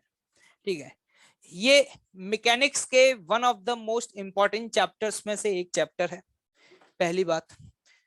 दूसरी बात, ये एक ऐसा चैप्टर है जिसमें आज तक आपने मैकेनिक्स में जो कुछ भी पढ़ा है व्हाटएवर, ठीक है, वो सारी चीजें यहां दोबारा से आपकी रिवाइज होंगी। चाहे वो आपने कंजर्वेशन ऑफ लीनियर मोमेंटम पढ़ा हो, चाहे आपने वर्क एनर्जी थ्योरम पढ़ा हो, चाहे आपने AC/AT पढ़ा हो, फ्री बॉडी डायग्राम पढ़ा हो, फ्रिक्शन पढ़ा हो, मतलब जितनी भी आज तक आपने मैकेनिक्स पढ़ी है ना, वो सारी की सारी मैकेनिक्स यहाँ पर यूज होगी। तो उस पॉइंट ऑफ व्यू से भी ये बहुत इंपॉर्टेंट चैप्टर बन जाता है। मतलब मैं ये समझता हूं कि किसी ने अगर रिजिड बॉडी डायनामिक्स को बहुत अच्छे से पढ़ लिया तो डेफिनेटली उसकी मैकेनिक्स अपने आप ही बहुत स्ट्रांग हो जाएगी, क्योंकि जिसको रिजिड बॉडी डायनामिक्स आता है उसको तो पुराने सारे चैप्टर आ ही जाएंगे। तो इसीलिए भी इंपॉर्टेंट, और दूसरा कि एग्जाम के पॉइंट ऑफ व्यू से भी क्या है, बहुत इंपॉर्टेंट है। जेईई में इससे हर साल सवाल पूछे जा रहे हैं। ठीक है, तो सारे सवाल टफ नहीं होते, एक आध सवाल टफ होता है। मान लो 4 सवाल पूछे, उसमें से एक सवाल बहुत टफ पूछा, इतना टफ पूछा कि किसी से नहीं हुआ। तो अब क्या है कि मार्केट में इस तरीके का हल्ला मचा हुआ है कि यार ये चैप्टर बहुत टफ होता है और इसके सवाल लोगों से नहीं बनते, क्योंकि वो लोग सिर्फ उसी एक सवाल पे फोकस कर रहे हैं, उसके अलावा जो 3 सवाल हैं उनको तो कोई देख ही नहीं रहा। और जबकि 3 सवाल तो रिलेटिवली बहुत आसान है, और वैसे भी हमें कौन सा जेईई एडवांस में 100% लानी है, और हमारे सोचने से कौन से आ जाएंगे। पहली बात ये भी है ना, सोच अच्छी रखना अच्छी बात है, लेकिन हमारे सोचने से तो है नहीं, तो छोड़ देंगे भैया एक आध क्वेश्चन जो आएगा, लेकिन इसके अलावा जो आसान है वो तो बनाएंगे ना यार। ठीक है, और वो तो हमें हर हालत में सही करना है। तो ऐसा पता नहीं र्यूमर है, ठीक है, और डेफिनेटली मैंने देखा है कि जब मैं ऑनलाइन पढ़ाता था तो लोग इस तरीके के कमेंट्स भी किया करते थे कि सर ये तो बहुत टफ चैप्टर होता है, मेरे भैया ने बताया था, है ना, सर ये है इस तरीके का। पता नहीं, मतलब हो सकता है कि तुम्हारे दिमाग में भी ऐसे कहीं रूमर्स चल रहे हो या किसी ने ऐसा बताया हो। तो पहली बात तो ये है कि इस तरीके के सारे रूमर साइड में कर देना। ठीक है, तो हर चैप्टर फिजिक्स का टफ है उसके लिए जिसने कभी पढ़ाई नहीं करी है, और जिसने पढ़ाई करी है उसके लिए हर चैप्टर बहुत आसान है। और मैं तो जब पढ़ाता हूँ तो मेरा ग्राफ तो ऐसे चलता है कि शुरुआत जब होती है तो सारे चैप्टर बहुत टफ लगते हैं, और जैसे जैसे फिजिक्स आगे बढ़ती जाती है ये टफनेस का लेवल क्या होता जाता है, कम होता चला जाता है। और वो शायद आप लोग भी फील कर रहे होंगे अगर आप रेगुलरली पढ़ रहे हैं टर्म्स एंड कंडीशंस। ठीक है, ठीक है, तो ये मेरे लिए तो ये सबसे आसान चैप्टर्स में से एक है। और मेरे पुराने अपने जितने भी स्टूडेंट्स हैं जिन्होंने मुझसे फिजिक्स पढ़ी है, उनमें से अगर आप किसी से मिलेंगे तो वो ये कहेगा कि भाई वेक्टर का तो पता नहीं क्वेश्चन बनते या नहीं बनते, लेकिन आरबीडी के क्वेश्चन गारंटी से मैं बना सकता हूँ। ये दावा ठोक करके बोलता है, तुम कोई भी किताब उठा लाना मुझे दे देना, मेरे से आरबीडी का सारे सवाल हो जाएंगे। तो मैं चाहता हूँ कि ये जो रिकॉर्ड पिछले 5 या 6 सालों से जो बरकरार है, और ये रिकॉर्ड तुम भी नहीं तोड़ोगे। ठीक है, तुम लोग भी इस रिकॉर्ड को क्या रखोगे, बरकरार रखोगे। ठीक है, तो भाई मेरे तो बहुत फेवरेट चैप्टर्स में से एक है, और मेरे हिसाब से बहुत आसान है। बस ये है कि थोड़ा सा लेंदी चैप्टर है। ठीक है, अब तक तुमने जितने चैप्टर्स पढ़े हैं उनके कंपैरिजन में इसमें थोड़ा ज्यादा वक्त लगेगा, लगभग 20 लेक्चर मान के चलो। कितने? 20। अगर रेगुलर क्लास हो रही है तो लगभग 3.5 से 4 हफ्ते लग जाएंगे आपको इस चैप्टर को खत्म होते होते, ठीक है। तो ऑब्वियस है लेंथी चैप्टर है तो इंफॉर्मेशन बहुत सारी है। अब उस इंफॉर्मेशन को मेंटेन रखना इंपॉर्टेंट होता है, और सबसे ज्यादा इंपॉर्टेंट ये होगा कि यहाँ पर कुछ नए टर्मिनोलॉजीज का यूज होगा जो आपने इससे पहले कभी नहीं सुनी होंगी। इसी चैप्टर में आप सुनेंगे कुछ नई फिजिकल क्वांटिटीज के बारे में आप सुन रहे होंगे जो आपने इससे पहले कभी भी नहीं सुनी होंगी। तो जब कोई भी नई टर्मिनोलॉजी आती है तो सिंपल सा बात है कि हमारा बॉडी जो है वो उसका क्या करेगा, अपोजिशन तो करेगा। लेकिन शर्त ये है जो मैं बोलूं अगले 3 से 4 महीने बोल रहा हूं, सॉरी वीक्स, अगले 3 to 4 वीक्स आपको जो इंस्ट्रक्शन दिए जाए, जितना बोला जाए वो आपको रोज करना है, दैट्स ऑल, ठीक है। मैं बोलूं कि ये होमवर्क कर लेना, उसी दिन कर लेना। मैं बोलूं कि घर जाकर के इसको रिवाइज करना, दोबारा से क्वेश्चन को अटेम्प्ट करना, उसी दिन कर लेना। अगर ये तुमने कंसिस्टेंसी दिखा दी तो ये मेरी गारंटी है कि बहुत अच्छे से कंप्लीट हो जाएगा। लेकिन अगर वही आपका एटीट्यूड रहा जो कि आज तक रहा है मोस्ट ऑफ द स्टूडेंट्स का, वही कैजुअल एटीट्यूड कि इकट्ठा एक साथ पढ़ेंगे, संडे को बैठ करके पढ़ेंगे, बाद में कर लेंगे होमवर्क, होमवर्क की क्या जरूरत है, सिर्फ लेक्चर ही देख लेंगे, अगर ये एटीट्यूड रहा तो सॉरी फ्रॉम माय साइड भैया, मैं तुम्हारी कोई भी मदद नहीं कर पाऊंगा। क्योंकि और चैप्टर में तो फिर भी कवर हो जाता है अगर बैकलॉग क्रिएट हो जाए। ये एक ऐसा चैप्टर है लोगों को टफ इसलिए लगता है कि पहली बार में अगर समझ आ गया तो आ गया, लेकिन अगर नहीं आया तो कोई माइका लाल नहीं है जो फिर तुम्हें समझा पाए। और सारे चैप्टर्स तो ये हैं कि आपने पहली बार नया पढ़े हो तो बाद में रिवीजन क्लास करके समझ सकते हो, फलाना डिलाना क्लासेस करके समझ सकते हो, ठीक है। लेकिन इस चैप्टर के साथ एक खास बात है कि first impression is the last impression. अगर पहली बार तमीज से पढ़ लिए तो फिर तुम्हें दोबारा कभी इस चैप्टर को पढ़ने की भी जरूरत नहीं पड़ेगी। और इंटरेस्टिंग बात कि अगर ये चैप्टर तुमने स्ट्रॉन्ग कर लिया तो पुराने जितने भी पाप हैं तुम्हारे थोड़े बहुत इधर उधर, वो सारे भी धुल जाएंगे। और साथ ही साथ तुम्हारा मैकेनिक्स जो है, जो कि one of the huge section है फिजिक्स का, और पूरी 11th लगभग मैकेनिक्स पे ही चल रही है। जैसा कि आप देख रहे हैं शुरू से लेकर के अब तक हमने क्या पढ़ा है, मैकेनिक्स ही पढ़ा है। तो डेफिनेटली आप ये मान करके चलिए कि लगभग आपका 11th का ये जो फिजिक्स वाला पोर्शन है ये आपका बहुत स्ट्रांग हो जाएगा। और अभी हम 11th में रोटेशन ही पढ़ेंगे, इसके बाद तो फिर हम वैसे भी थर्मल फिजिक्स में एंटर हो जाएंगे, ठीक है। थर्मल फिजिक्स जो कि डिफरेंट सेक्शन है जिसमें इन सब चीजों का कोई भी यूज नहीं है। मतलब ये मान के चलिए 11th में आपके लिए लास्ट चैप्टर है। तो आई होप जितनी बातें तुम्हें बताई हैं इन सारी बातों को आप लोग बहुत सिंसियरली फॉलो करेंगे। और याद रखना अगर क्लास में आओ तो हर दिन नोट्स पढ़ के आना, ठीक है। जितना इंस्ट्रक्शंस दिया जाए, जितना होमवर्क दिया जाए हर दिन करके आना। क्योंकि अगर तुमने मिस करना शुरू किया तो एक दिन मिस करोगे तो उसका भुगतान अगले 4 दिन तक करोगे। क्योंकि एक दिन नहीं पढ़ के आओगे अगले दिन समझ नहीं आएगा, क्योंकि सारी चीजें लिंक होंगी। नया चैप्टर ना बहुत सारी नए नए टर्म्स आएंगे, मैं लिंक कर रहा हूँ, ठीक है। और जब लिंक हो रहा होगा और बीच में से अगर एक लिंक भी गायब हो गया तो वो पूरी की पूरी चेन जो है ना वो टूट जाएगी, ठीक है। अगर तुमने बीच में एक भी दिन मिस कर दिया तो अगले 4 दिन कुछ भी समझ में नहीं आएगा, पहले ही बता देता हूं तुम्हें। फिर ऐसा लगेगा कि क्या चल रहा है पता नहीं। जैसे centre of mass, work power में तो फिर भी ऐसा है, बीच में 2 दिन छोड़ दी क्लास, 1 दिन छोड़ दी, चले आए, फिर भी समझ आ सकता है। क्योंकि सारे टॉपिक्स अपने आप में इंडिपेंडेंट थे। जैसे हमने पढ़ा calculation of centre of mass, वो एक अलग सेक्शन था। फिर हमने पढ़ा कंजर्वेशन ऑफ लीनियर मोमेंटम और उसकी एप्लीकेशन, वो एक अलग सेक्शन था। फिर हमने पढ़ा कोलिजन, वो एक अलग सेक्शन था।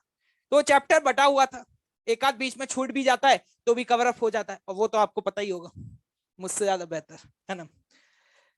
तो भाई इसका ध्यान रखना। और दूसरी बात, अगर पॉसिबल हो तो ऑफलाइन ही अटेंड करना, ऑनलाइन के चक्कर में मत पढ़ना, ठीक है। अगर नहीं है पॉसिबल तो ऑब्वियस सी बात है। और ऑनलाइन ज्यादा ही पढ़ने का तुम्हें शौक है तो मैंने बैकअप में मैंने ही पढ़ाया है, ठीक है। पूरी फिजिक्स मैंने ही पढ़ाई है 11th की लगभग, तो बैकअप में भी डले होंगे मेरे लेक्चर्स, तो आप बैठ करके उन्हीं को देख लेना।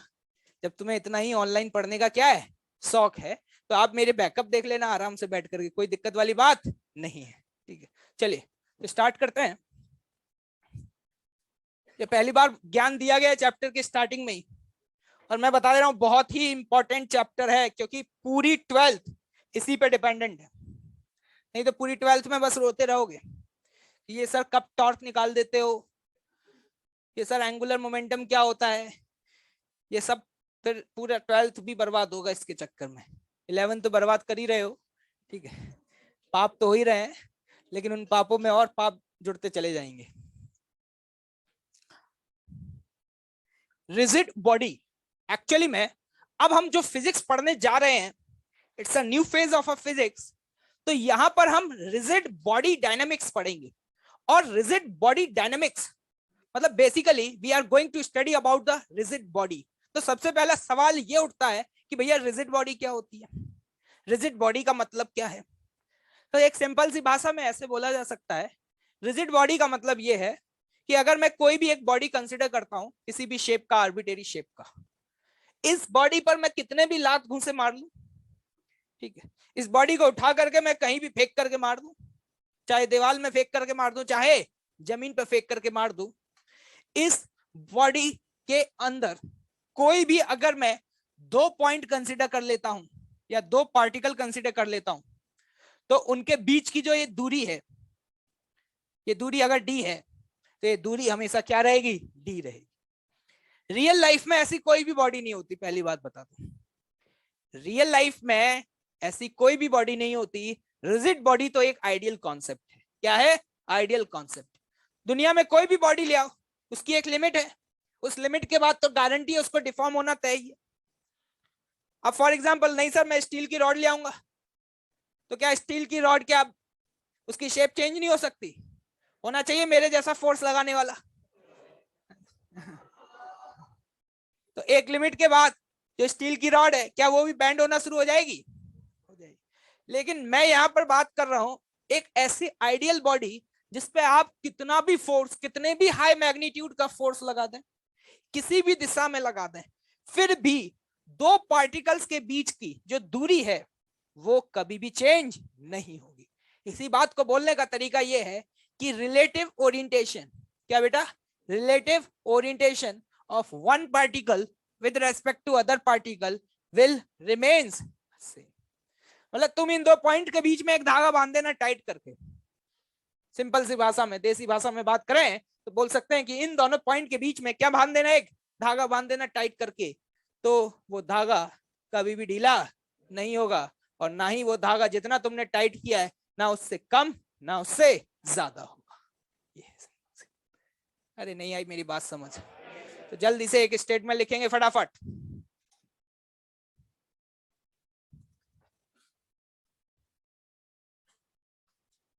A body is said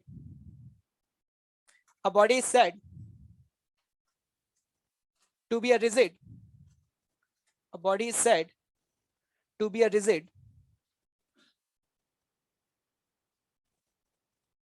if the relative distance between the two particles, relative distance between the two particles remains same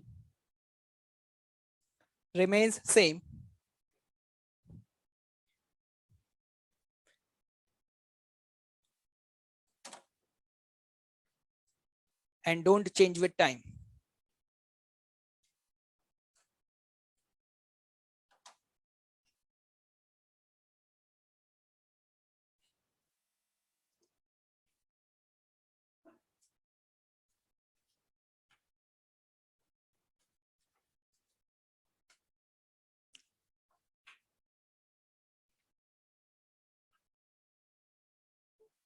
note कर लिया, देखना अब ध्यान से। तो मान लीजिए मेरे पास ये बॉडी है, लोगों ने कहा हाँ ठीक है समझ आ गया, इसमें कौन सी बड़ी बात है, बॉडी की शेप और साइज चेंज नहीं हो रहा, सिंपल सी यही तो कहना चाह रहे हो। हाँ जी कहना चाह रहे।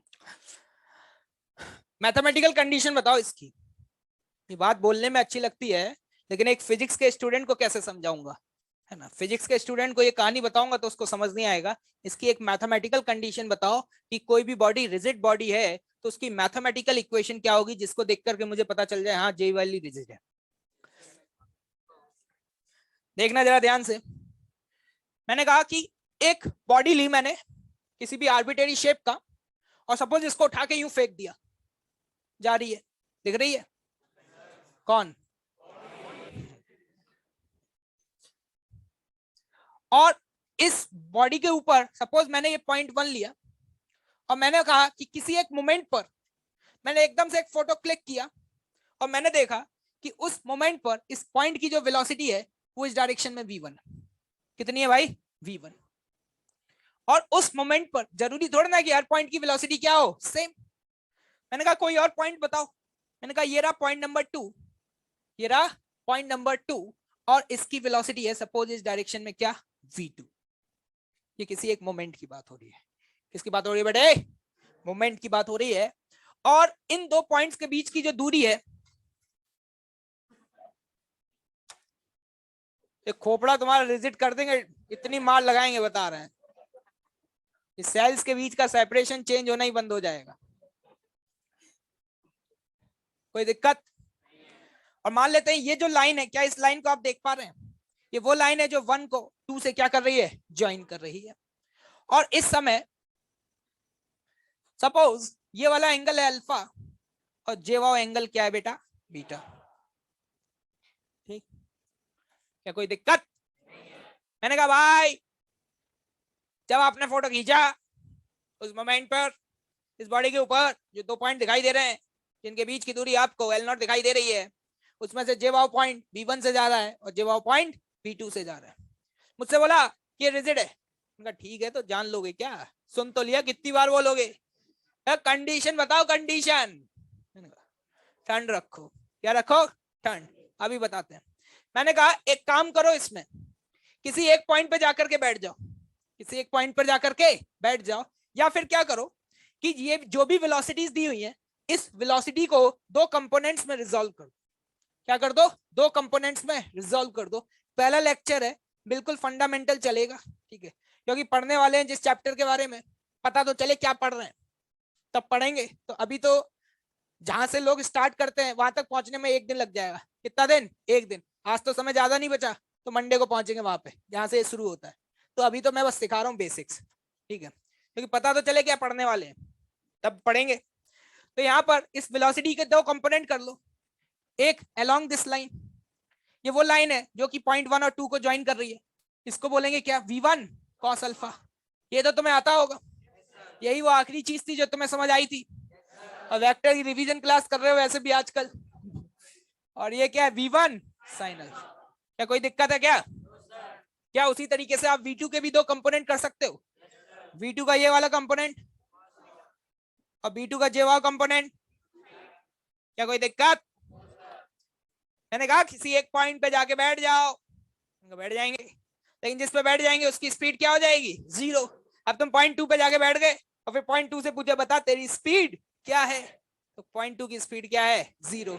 तो मैंने कहा इन frame of 2, in frame of 2, देखिएगा ध्यान से, हम 2 के फ्रेम, अब आर्बिट्रेरी शेप है तो बार बार जरूरी नहीं है सेम जैसी शेप बन जाए। तुमको सर आपने बोला था रिजिड है इसकी, तो शेप चेंज कर दी। पीछे वाले सोचे बात तो सही मुद्दे की करी गई है, ठीक है। तो अगर हम पॉइंट 2 पे जाके बैठ गए, किस पे बैठ गए बेटे, पॉइंट 2 पे जाके बैठ गए, तो क्या मैं बोल सकता हूं पॉइंट 2 रेस्ट पे आ गया, ठीक है।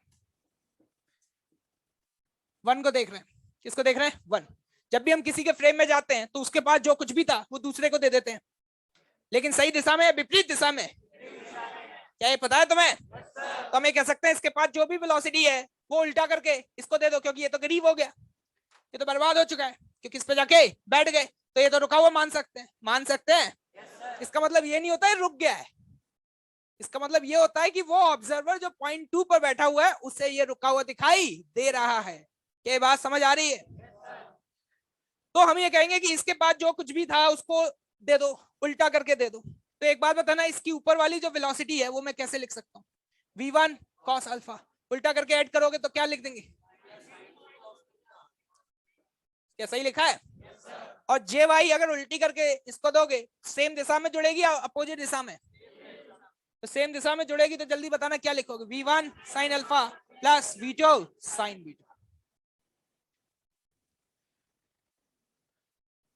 मैंने कहा जब ये इसको देखेगा तो इस पॉइंट के पास 2 वेलोसिटी दिखाई देंगी, एक जे वाई और एक जे वाई।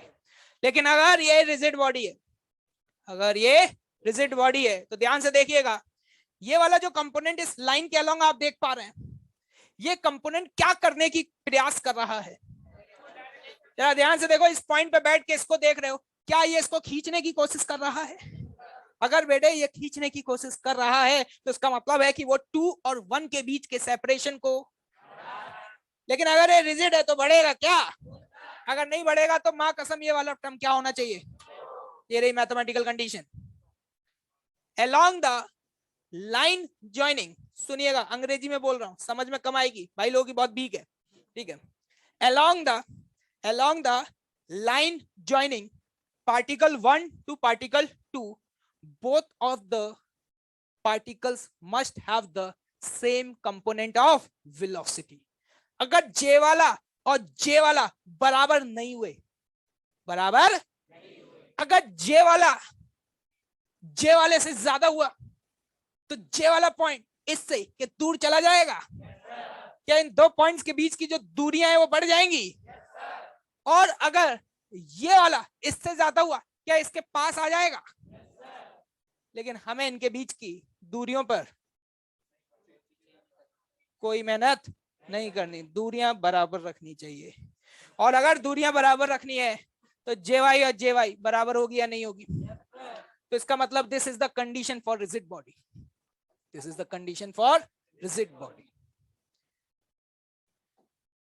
अच्छा, तो इसका मतलब ये हुआ, इस पे बैठ के ये वाला क्या कर रहा है? ये वाला इसके डायरेक्शन को चेंज कर रहा है।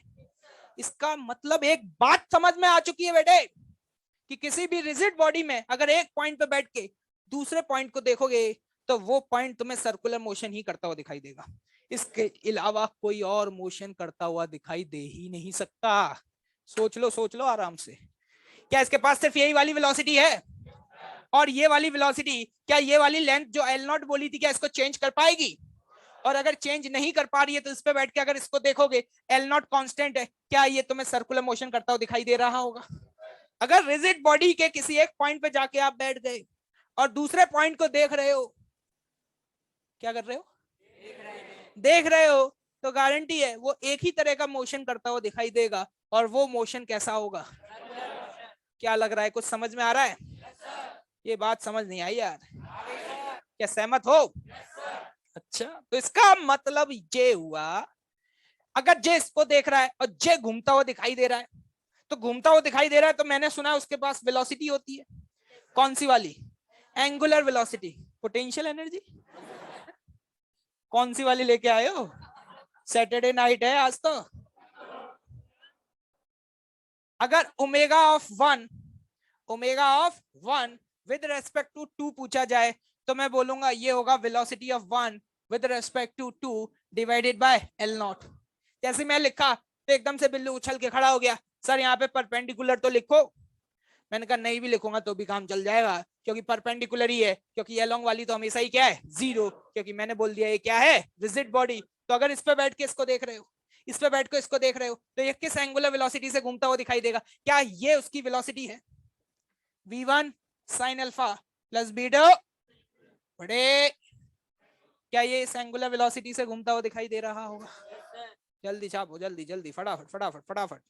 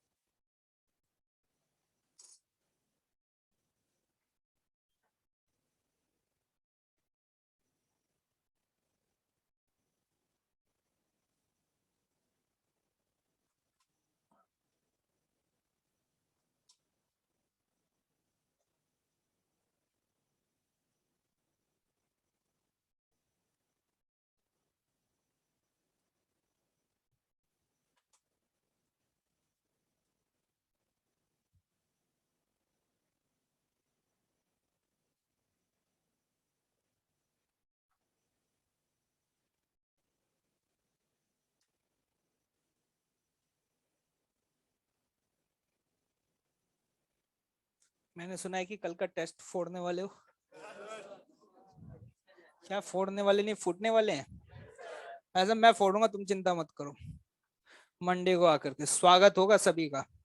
बाहर से मालाएं वगैरह मंगवाई जाएंगी, ठीक है, चिंता मत करो, वो तो पता चल जाएगा। ज्यादा जोश में मत बोलो कुछ, फिर पता चले फिजिक्स में सबसे कम आया है, बेइज्जती करा के आ गए। बढ़िया हो, कपड़े कहाँ गए तुम्हारे?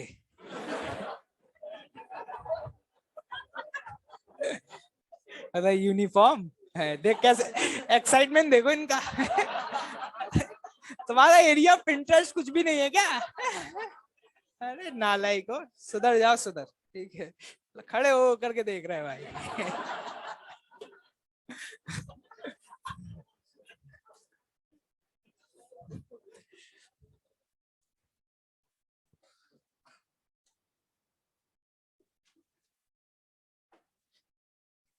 अच्छा समझ आ गया तुम्हें?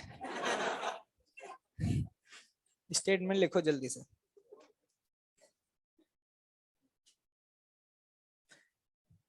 In a rigid body,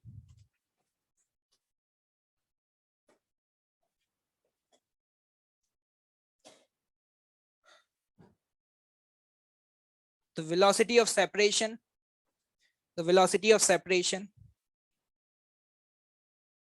or the velocity of approach, velocity of separation or the velocity of approach in between any 2 points,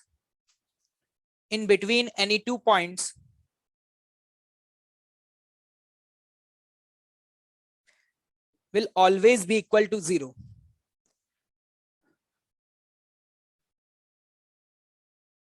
Will always be equal to 0.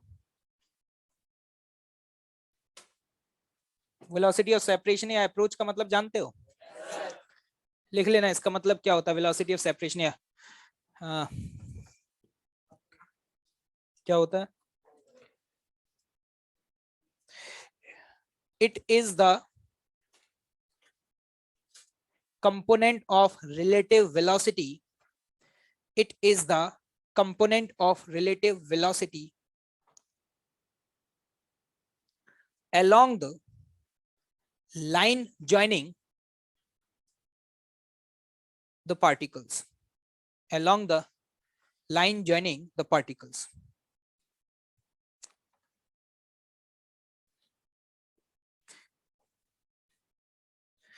तो देखिए यहां से हम फाइनली कंक्लूड ये कर सकते हैं, रिजिड बॉडी एक ऐसी बॉडी होती है जिसके अंदर कोई भी 2 पॉइंट्स के बीच का जो सेपरेशन है वो चेंज नहीं होता, चाहे हम उसमें कितने भी लात घूंसे मार लें, कोई दिक्कत वाली बात नहीं है।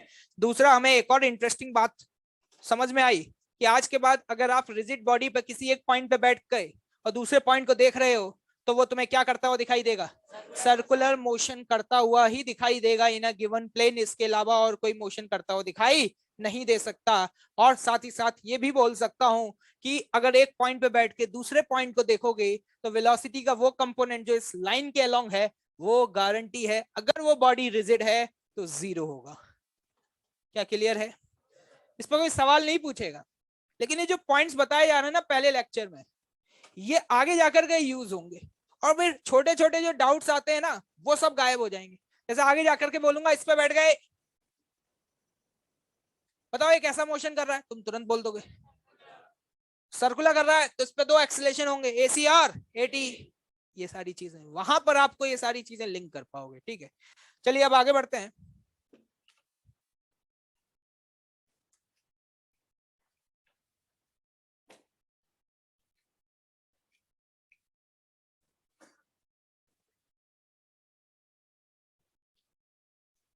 ये सब रिजिड बॉडी की प्रॉपर्टीज चल रही हैं। क्या चल रही हैं? प्रॉपर्टीज। मान लो कबूतर बना देंगे, यही बता रहे। मान लो कोई एक रिजिड बॉडी जो कि पॉइंट ओ के अबाउट घूम रही है, पॉइंट ओ फिक्स है और ऐसे घूम रही है, ऐसे घूम रही है। ठीक है, यहां पर मैंने सपोज 2 पॉइंट कंसीडर किए, ये रहा पॉइंट नंबर 1 और ये रहा पॉइंट नंबर 2। t बराबर 0 पर ये रहा पॉइंट 1 का position vector with respect to point O और ये रहा पॉइंट 2 का position vector with respect to point O. क्या दिखाई दे रहा है? ठीक है, अब ये है t बराबर 0 की कहानी।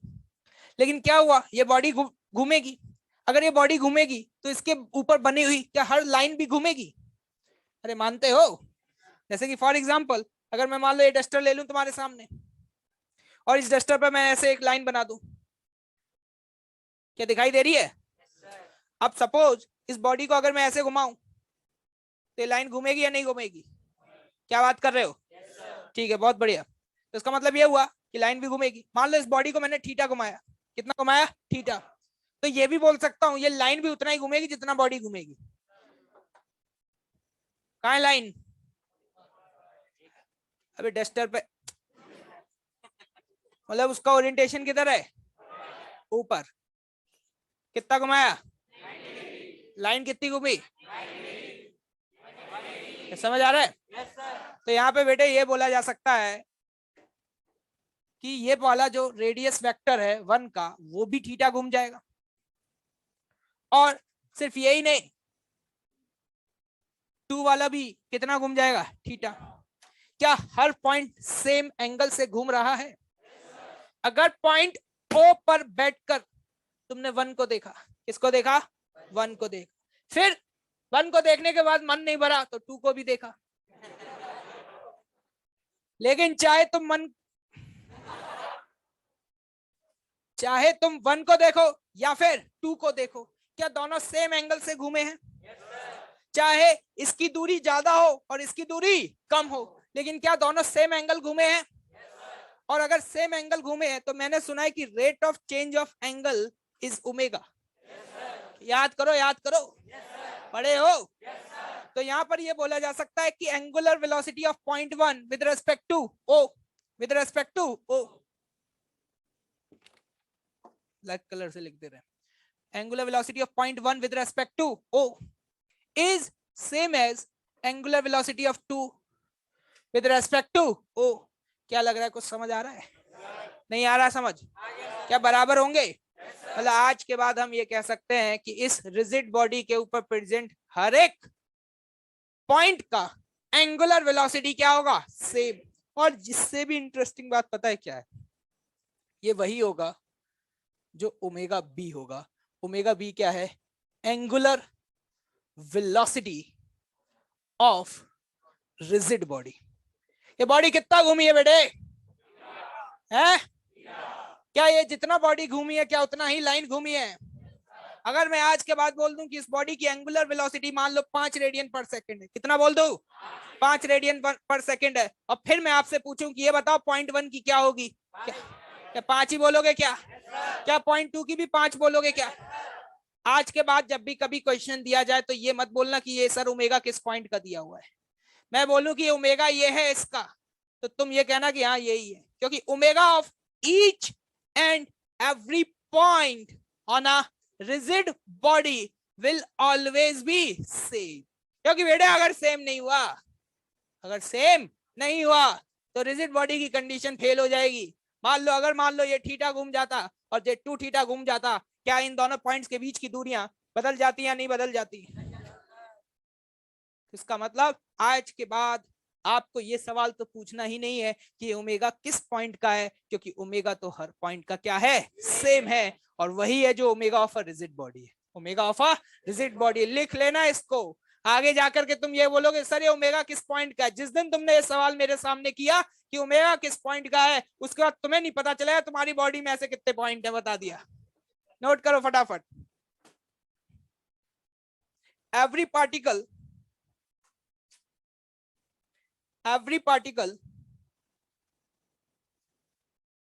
of a rigid body, every particle of a rigid body have a same angular velocity,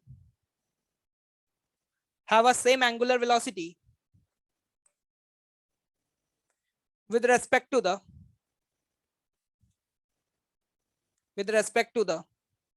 other particle, with respect to the other particle of a rigid body.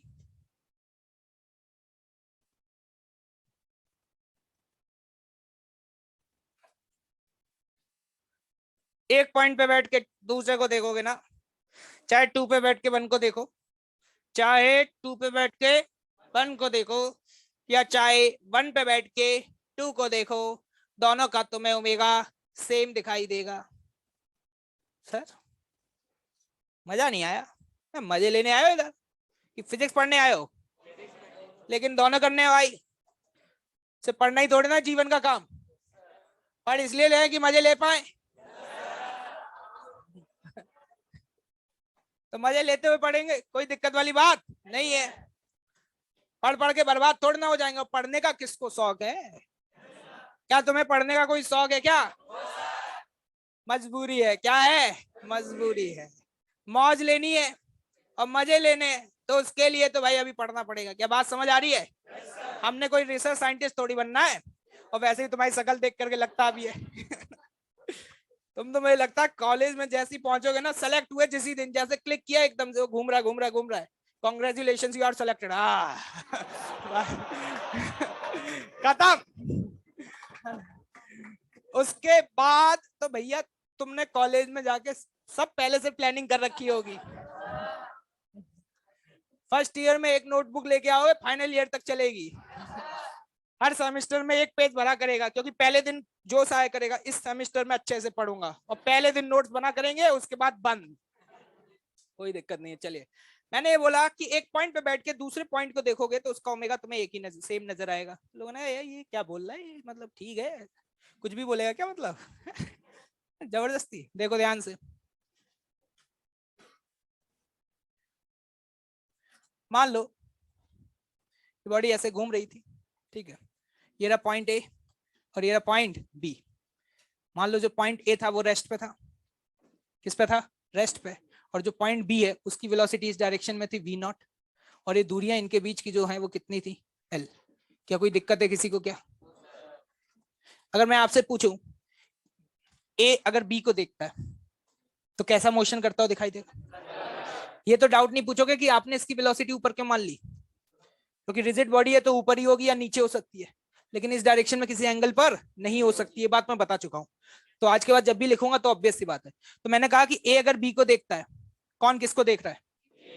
A B को देख रहा है। मतलब मैंने आपसे ये पूछा omega of B with respect to A क्या होगा? बताओ क्या लिखोगे? क्या वी नॉट बाय एल लिखोगे? मानते हो इस बात को? पक्का? डायरेक्शन भी देख लेते हैं। ओमेगा का डायरेक्शन देखने के लिए यूज किसका करते हैं? Right hand thumb rule. क्या ये इसको देख रहा है? क्या ऐसे घूमता हुआ दिखाई दे रहा है? क्या अपने राइट हैंड की फिंगर्स को इस तरीके से कर्ल करते हैं? मैंने सुना है थंब बाहर आ रहा है। क्या पक्का? अगर थंब बाहर आ रहा है और मान लो एक्स वाई प्लेन है तो इसको क्या लिखोगे? प्लस के कैप या माइनस के कैप?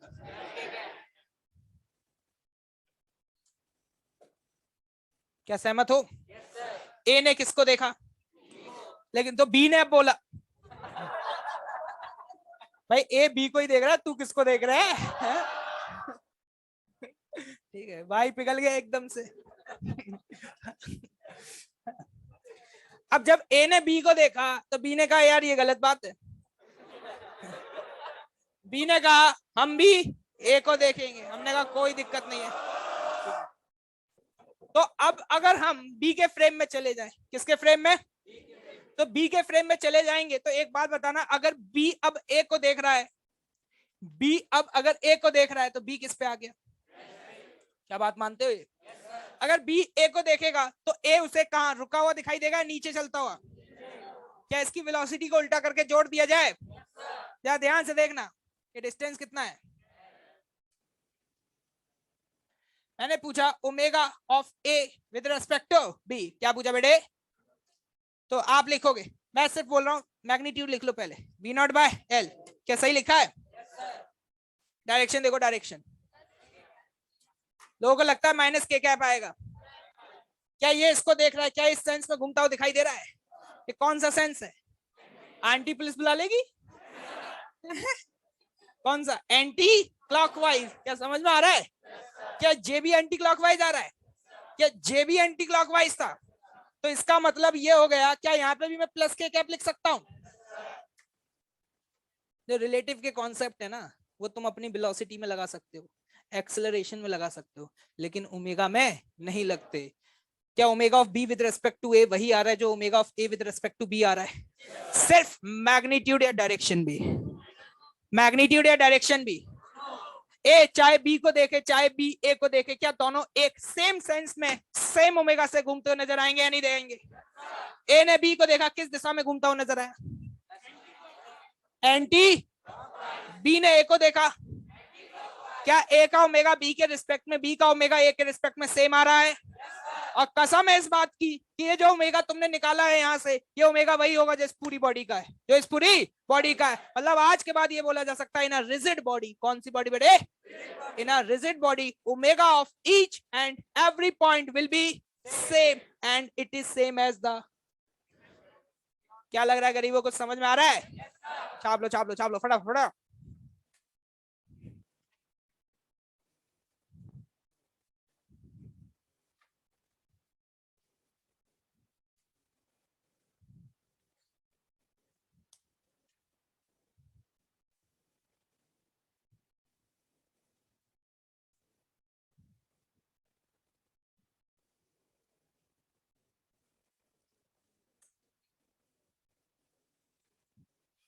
बस ठीक है,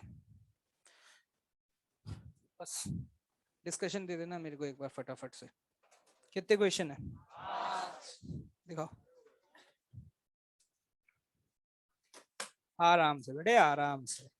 कहाँ जाओगे कूद के? सेकंड फ्लोर है। चलो यार जल्दी करो, जल्दी भाई, सैटरडे आज जल्दी जाना पड़ेगा भाई।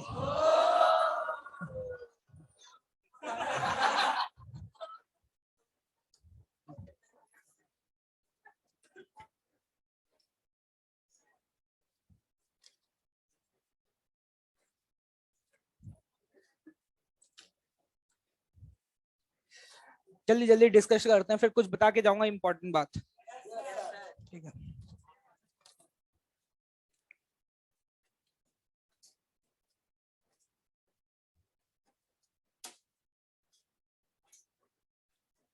अरे जितना पढ़ा है पढ़ के आना, ज्यादा कुछ पढ़ाया नहीं है। लेकिन अभी जो कुछ भी पढ़ा रहा हूँ ये पूरे चैप्टर में यूज होंगे। या अभी तुम्हें लग रहा होगा कितने सिंपल सी चीजें हैं, तो कुछ दिन बाद पता है लोग क्या लिखेंगे? ये मैं कहूंगा बेटा omega of B with respect to A और इसमें रिलेशन बताओ। ये मैं कहूंगा क्यों? क्योंकि सर आपने पढ़ाया था ना रिलेटिव में। पीछे वाली जनता सोच रही है बात तो सही कही है, फतेह की बात कही है। जवाब सही है, जवाब सही है। और ये जितने भी कोड वर्ड्स हैं, अपनी लैंग्वेज है, ये यहीं पे रहने दिया करो तुम, साथ में लेके मत जाया करो, किसी और के सामने मत यूज किया करो। क्या पूरा प्लान लीक कर दोगे क्या बाहर?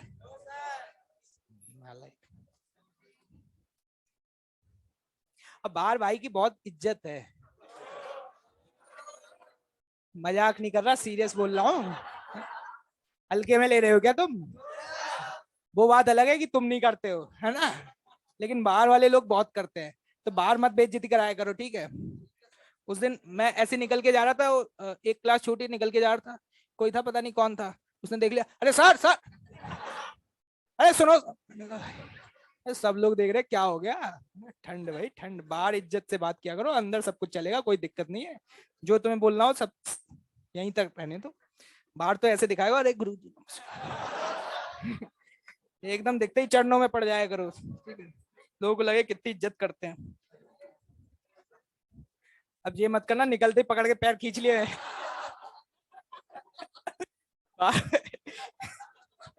यहीं बैठो यार, कहाँ जा रहे हो तुम?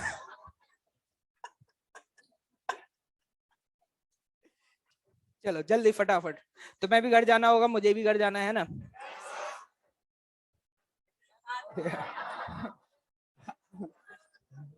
हंसो मत भाई, टेस्ट की तैयारी नहीं करनी क्या तुम्हें? क्वेश्चन नंबर 18, 18 ठीक है, शान बस थोड़ी देर रुक जाओ, ज्यादा समय नहीं लगेगा, ठीक है?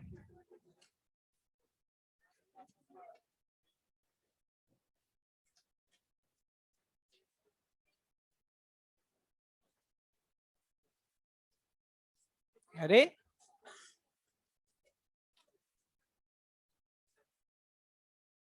क्वेश्चन नंबर 26, एक्चुअली में क्या है कि 26 में एक काम करना, तुम इनिशियल काइनेटिक एनर्जी निकाल लेना ½ mv² और फाइनल निकालना। तुम देखोगे कि फाइनल वाली इनिशियल से भी क्या आ रही है, ज्यादा आ रही है। निकाल के देख लो, तुमने स्पीड तो निकाल ली होगी, लेकिन फाइनल काइनेटिक एनर्जी इनिशियल से भी क्या आ रही है, ज्यादा। क्या घर से लाके दी है तुमने? है कोलिजन के दौरान ये तो सुनाता है एनर्जी का लॉस होता है, ये थोड़ी सुनाता कि एनर्जी बढ़ जाती है। अगर ऐसे कोलिजन करने से एनर्जी बढ़ती हो तो बढ़िया है, बिजली का भी बिल नहीं देना पड़ेगा। घर में कोलिजन कराते रहेंगे, एनर्जी बनती रहेगी और उससे लट्टू जलाते रहेंगे। कोलिजन कराने से एनर्जी का क्या होता है, लॉस होता है। लेकिन यहाँ पर अगर आप देखें ध्यान से तो फाइनल काइनेटिक एनर्जी इनिशियल से ज्यादा आ रही है, जो कि प्रैक्टिकली पॉसिबल नहीं है। इसलिए ऑप्शन डी दिया हुआ है। इसलिए कौन सा ऑप्शन दिया हुआ है, डी। ठीक,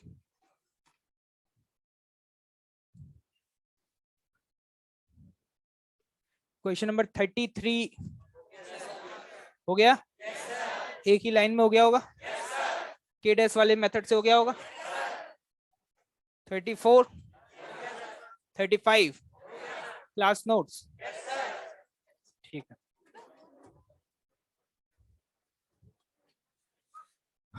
हाँ हाँ, होमवर्क लिखो, होमवर्क। टेस्ट तो कल फर्स्ट शिफ्ट में ही है ना, सेकंड शिफ्ट में क्या करोगे, दम बनाओगे क्या पेपर का?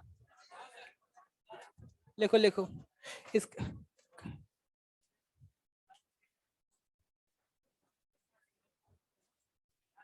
बातचीत नहीं यार।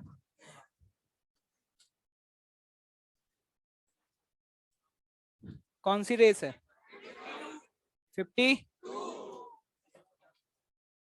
रेस नंबर 52 कंप्लीट करना है, बस इतना ही दे रहा हूं, हो पाएगा? और साथ ही साथ एक काम और करके आना, जो टेस्ट पेपर होगा उसको भी पूरा एनालाइज करके आना, उसी दिन डिस्कस कर देंगे। ज्यादा डिले करने से क्या होता है, डिले ही रह जाता है वो फिर। ठीक है, एक तो अभी बचा हुआ है। रोजा बैठ जा, कहाँ जा रहा है तू? पेपर एनालिसिस, बात बतानी थी, इंपॉर्टेंस सुन नहीं रहे, इंटरेस्ट शो नहीं कर रहे बिल्कुल। ठीक है, हाँ देखो भाई, ऐसा है, बहुत सारे तुमने एग्जाम्स दे लिए, अच्छी बात है, लेकिन हम एग्जाम्स देकर के अगर नहीं सीख रहे तो मतलब क्या है ना? एग्जाम से just like a practice session, और हर एग्जाम में हमें अपनी कमियों को ढूंढना है और उनको सुधारना है। ऐसा थोड़ी है जो चल रहा था चलन दो, ऐसे चलन दो से तो अच्छी रैंक से साथ सिलेक्शन नहीं होगा।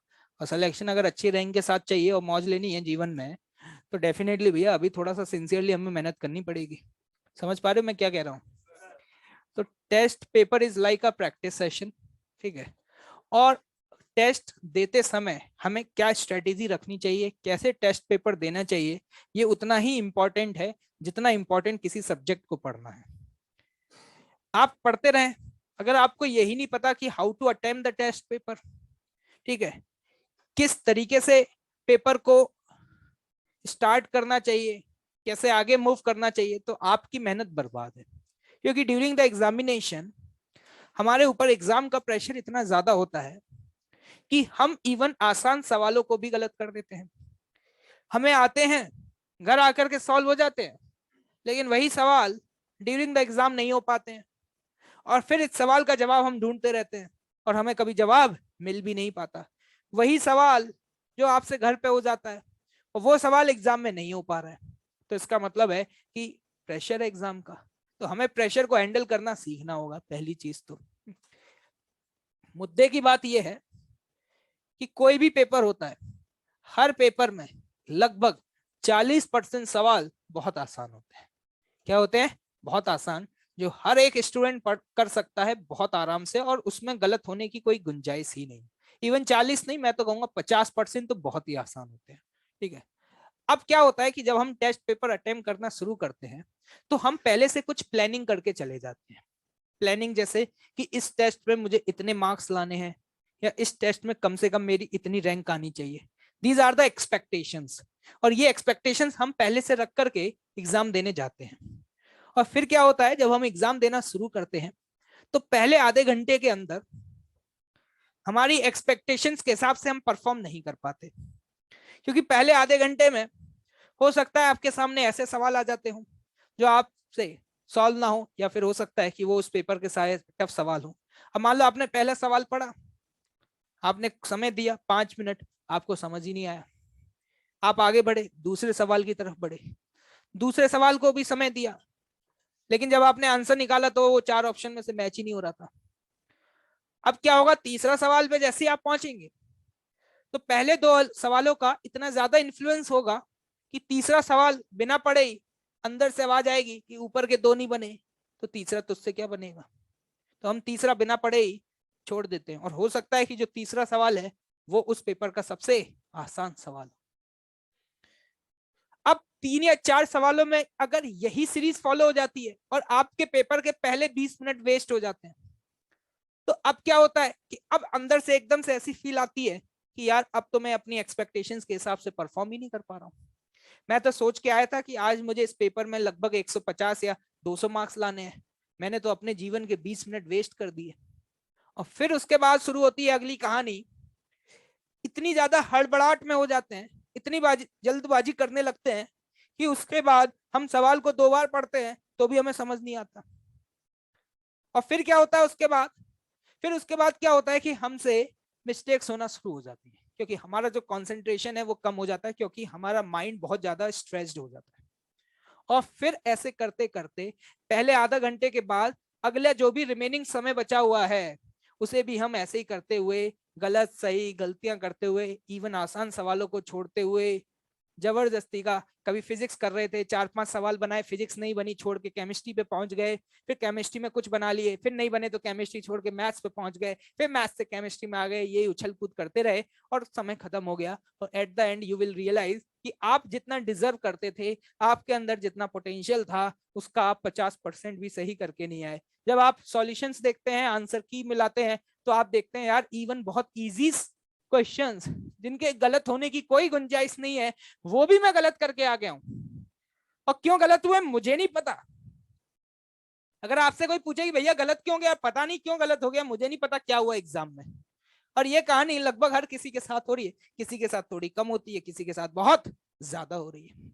तो हमें इन्हीं चीजों को तो सुधारना है कि कब तक ही करके हम इन चीजों को इग्नोर करते रहेंगे। ये चीजें तो तुम्हें फेस करनी पड़ेंगी, आज नहीं करोगे तो कल करोगे, और अगर इग्नोर करते रहे तो जिस दिन फाइनल एग्जाम लिख रहे होगे उस दिन करोगे। तो इन चीजों से आप दूर नहीं भाग सकते, इनका समाधान ढूंढना बहुत ज्यादा जरूरी है, और वो समाधान आपके अंदर ही छिपा हुआ है।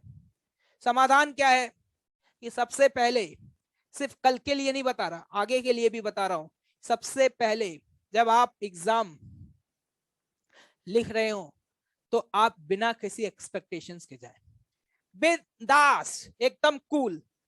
कितना लाओगे आज पता नहीं, जो आसान होगा वो बना के आ जाएंगे, वैसे हमें ज्यादा तो आता ही नहीं है। ये एटीट्यूड है ना, कुछ सोच के नहीं जा रहे ना, फोड़ोगे नहीं, पता नहीं यार, फोड़ने वाले कोई और होंगे। हमें तो बहुत बेसिक चीजें आती हैं, और बेसिक सा सवाल कोई दिख गया तो कराएंगे, और टफ तो वैसे भी किसी से नहीं बनता तो हम छोड़ाएंगे।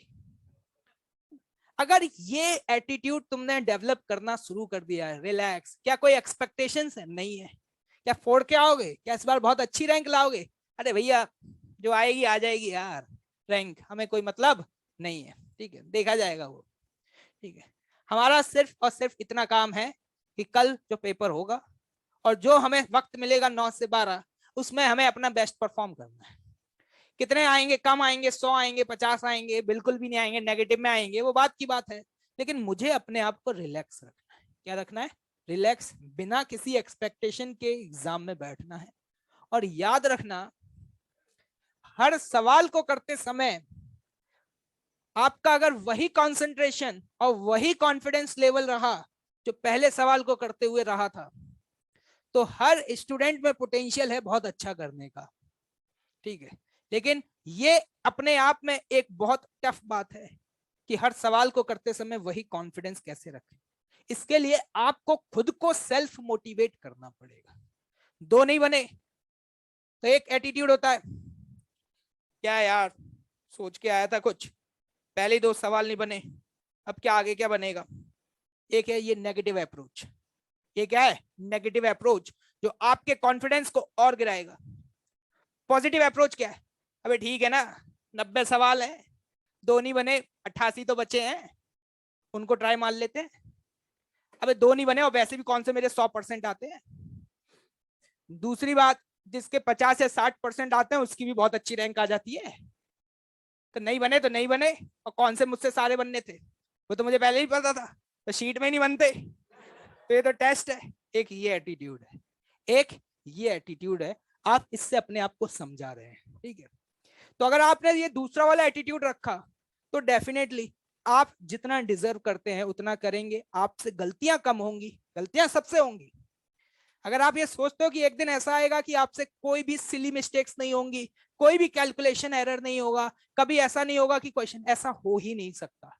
चाहे आज की बात कर लो या 2 साल बाद की बात कर लो, भैया इंसान है और इंसान ही तो गलतियां करता है। और अगर वो इंसान गलतियां नहीं कर रहा तो भगवान है या कोई मशीन है, ठीक है। तो वो तो हम है नहीं, तो गलतियां होंगी, हर किसी से गलतियां होंगी, लेकिन किसी से गलतियां थोड़ी कम होंगी और किसी से वही गलतियां थोड़ी ज्यादा होंगी। तुम्हें क्या लगता है जो लोग बहुत अच्छी रैंक लेकर के आते हैं, क्या उनका पेपर बहुत अच्छा होता है? नहीं, उनका भी खराब होता है, लेकिन उनका खराब भी तुम्हारे लिए बहुत अच्छा होता है, ठीक है। हर कोई पेपर खराब करके आ रहा है, हर किसी से गलतियां हो रही है, लेकिन किसी से बहुत ज्यादा हो रही है, किसी से बहुत कम। तो पहले तो ये एटीट्यूड डेवलप करो। ये एक दिन में नहीं होगा कि कल के पेपर में हो जाए, ऐसा नहीं है। ये आपको हर दिन जब आप घर पर क्वेश्चंस को सॉल्व करते हैं, होमवर्क सॉल्व करते हैं, रेसेस शीट का होमवर्क सॉल्व करते हैं, तो टाइम लिमिट के अंदर करना शुरू करें। टाइम लिमिट जब आप सेट करेंगे, then you will feel the same pressure that you will feel in the examination hall. और उस प्रेशर को अगर आप हर दिन फील नहीं करेंगे तो आपकी एफिशिएंसी जो है ब्रेन की, वो कभी भी बहुत अच्छी नहीं हो सकती है।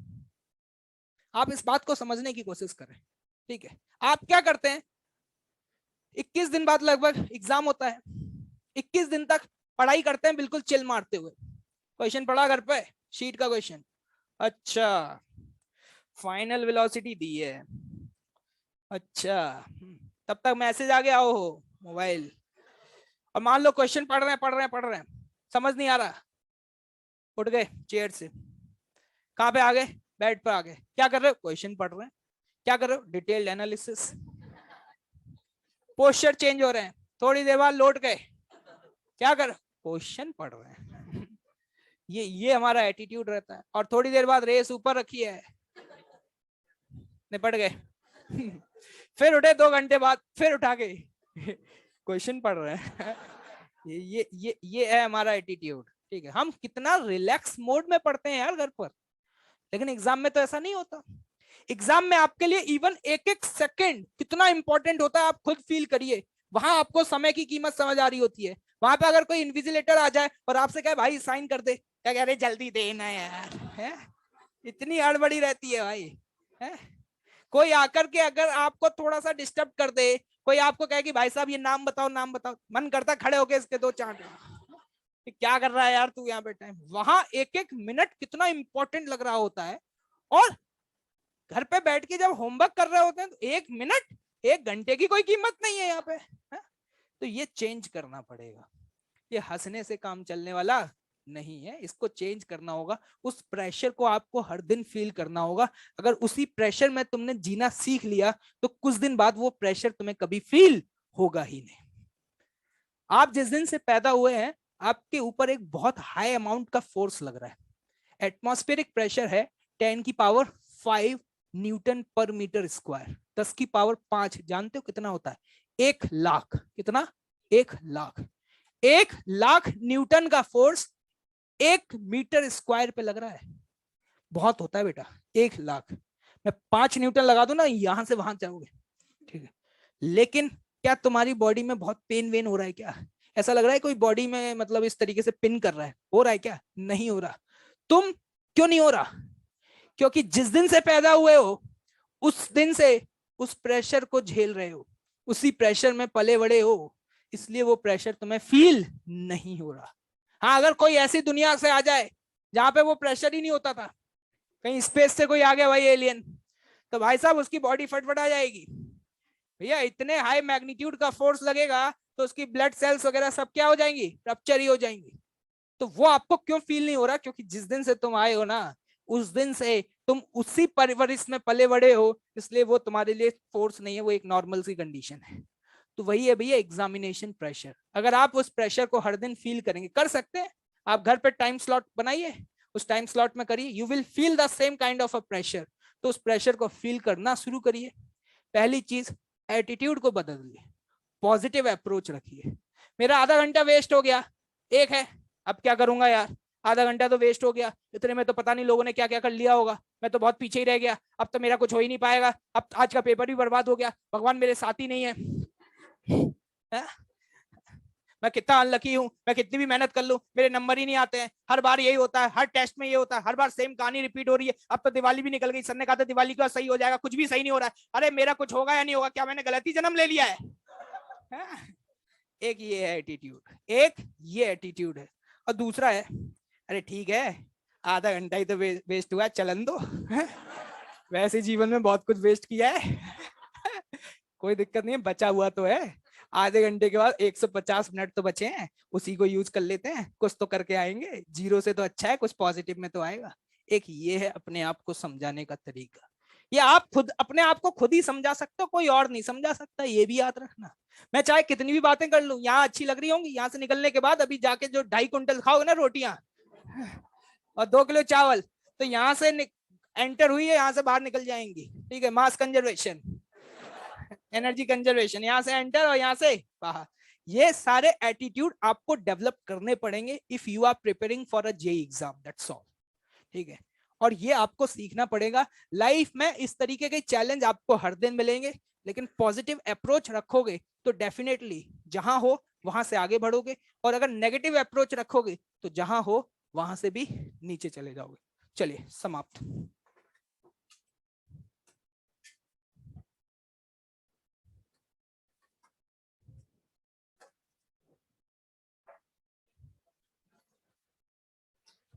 मैं अभी बाहर नहीं मिलूंगा, ठीक है।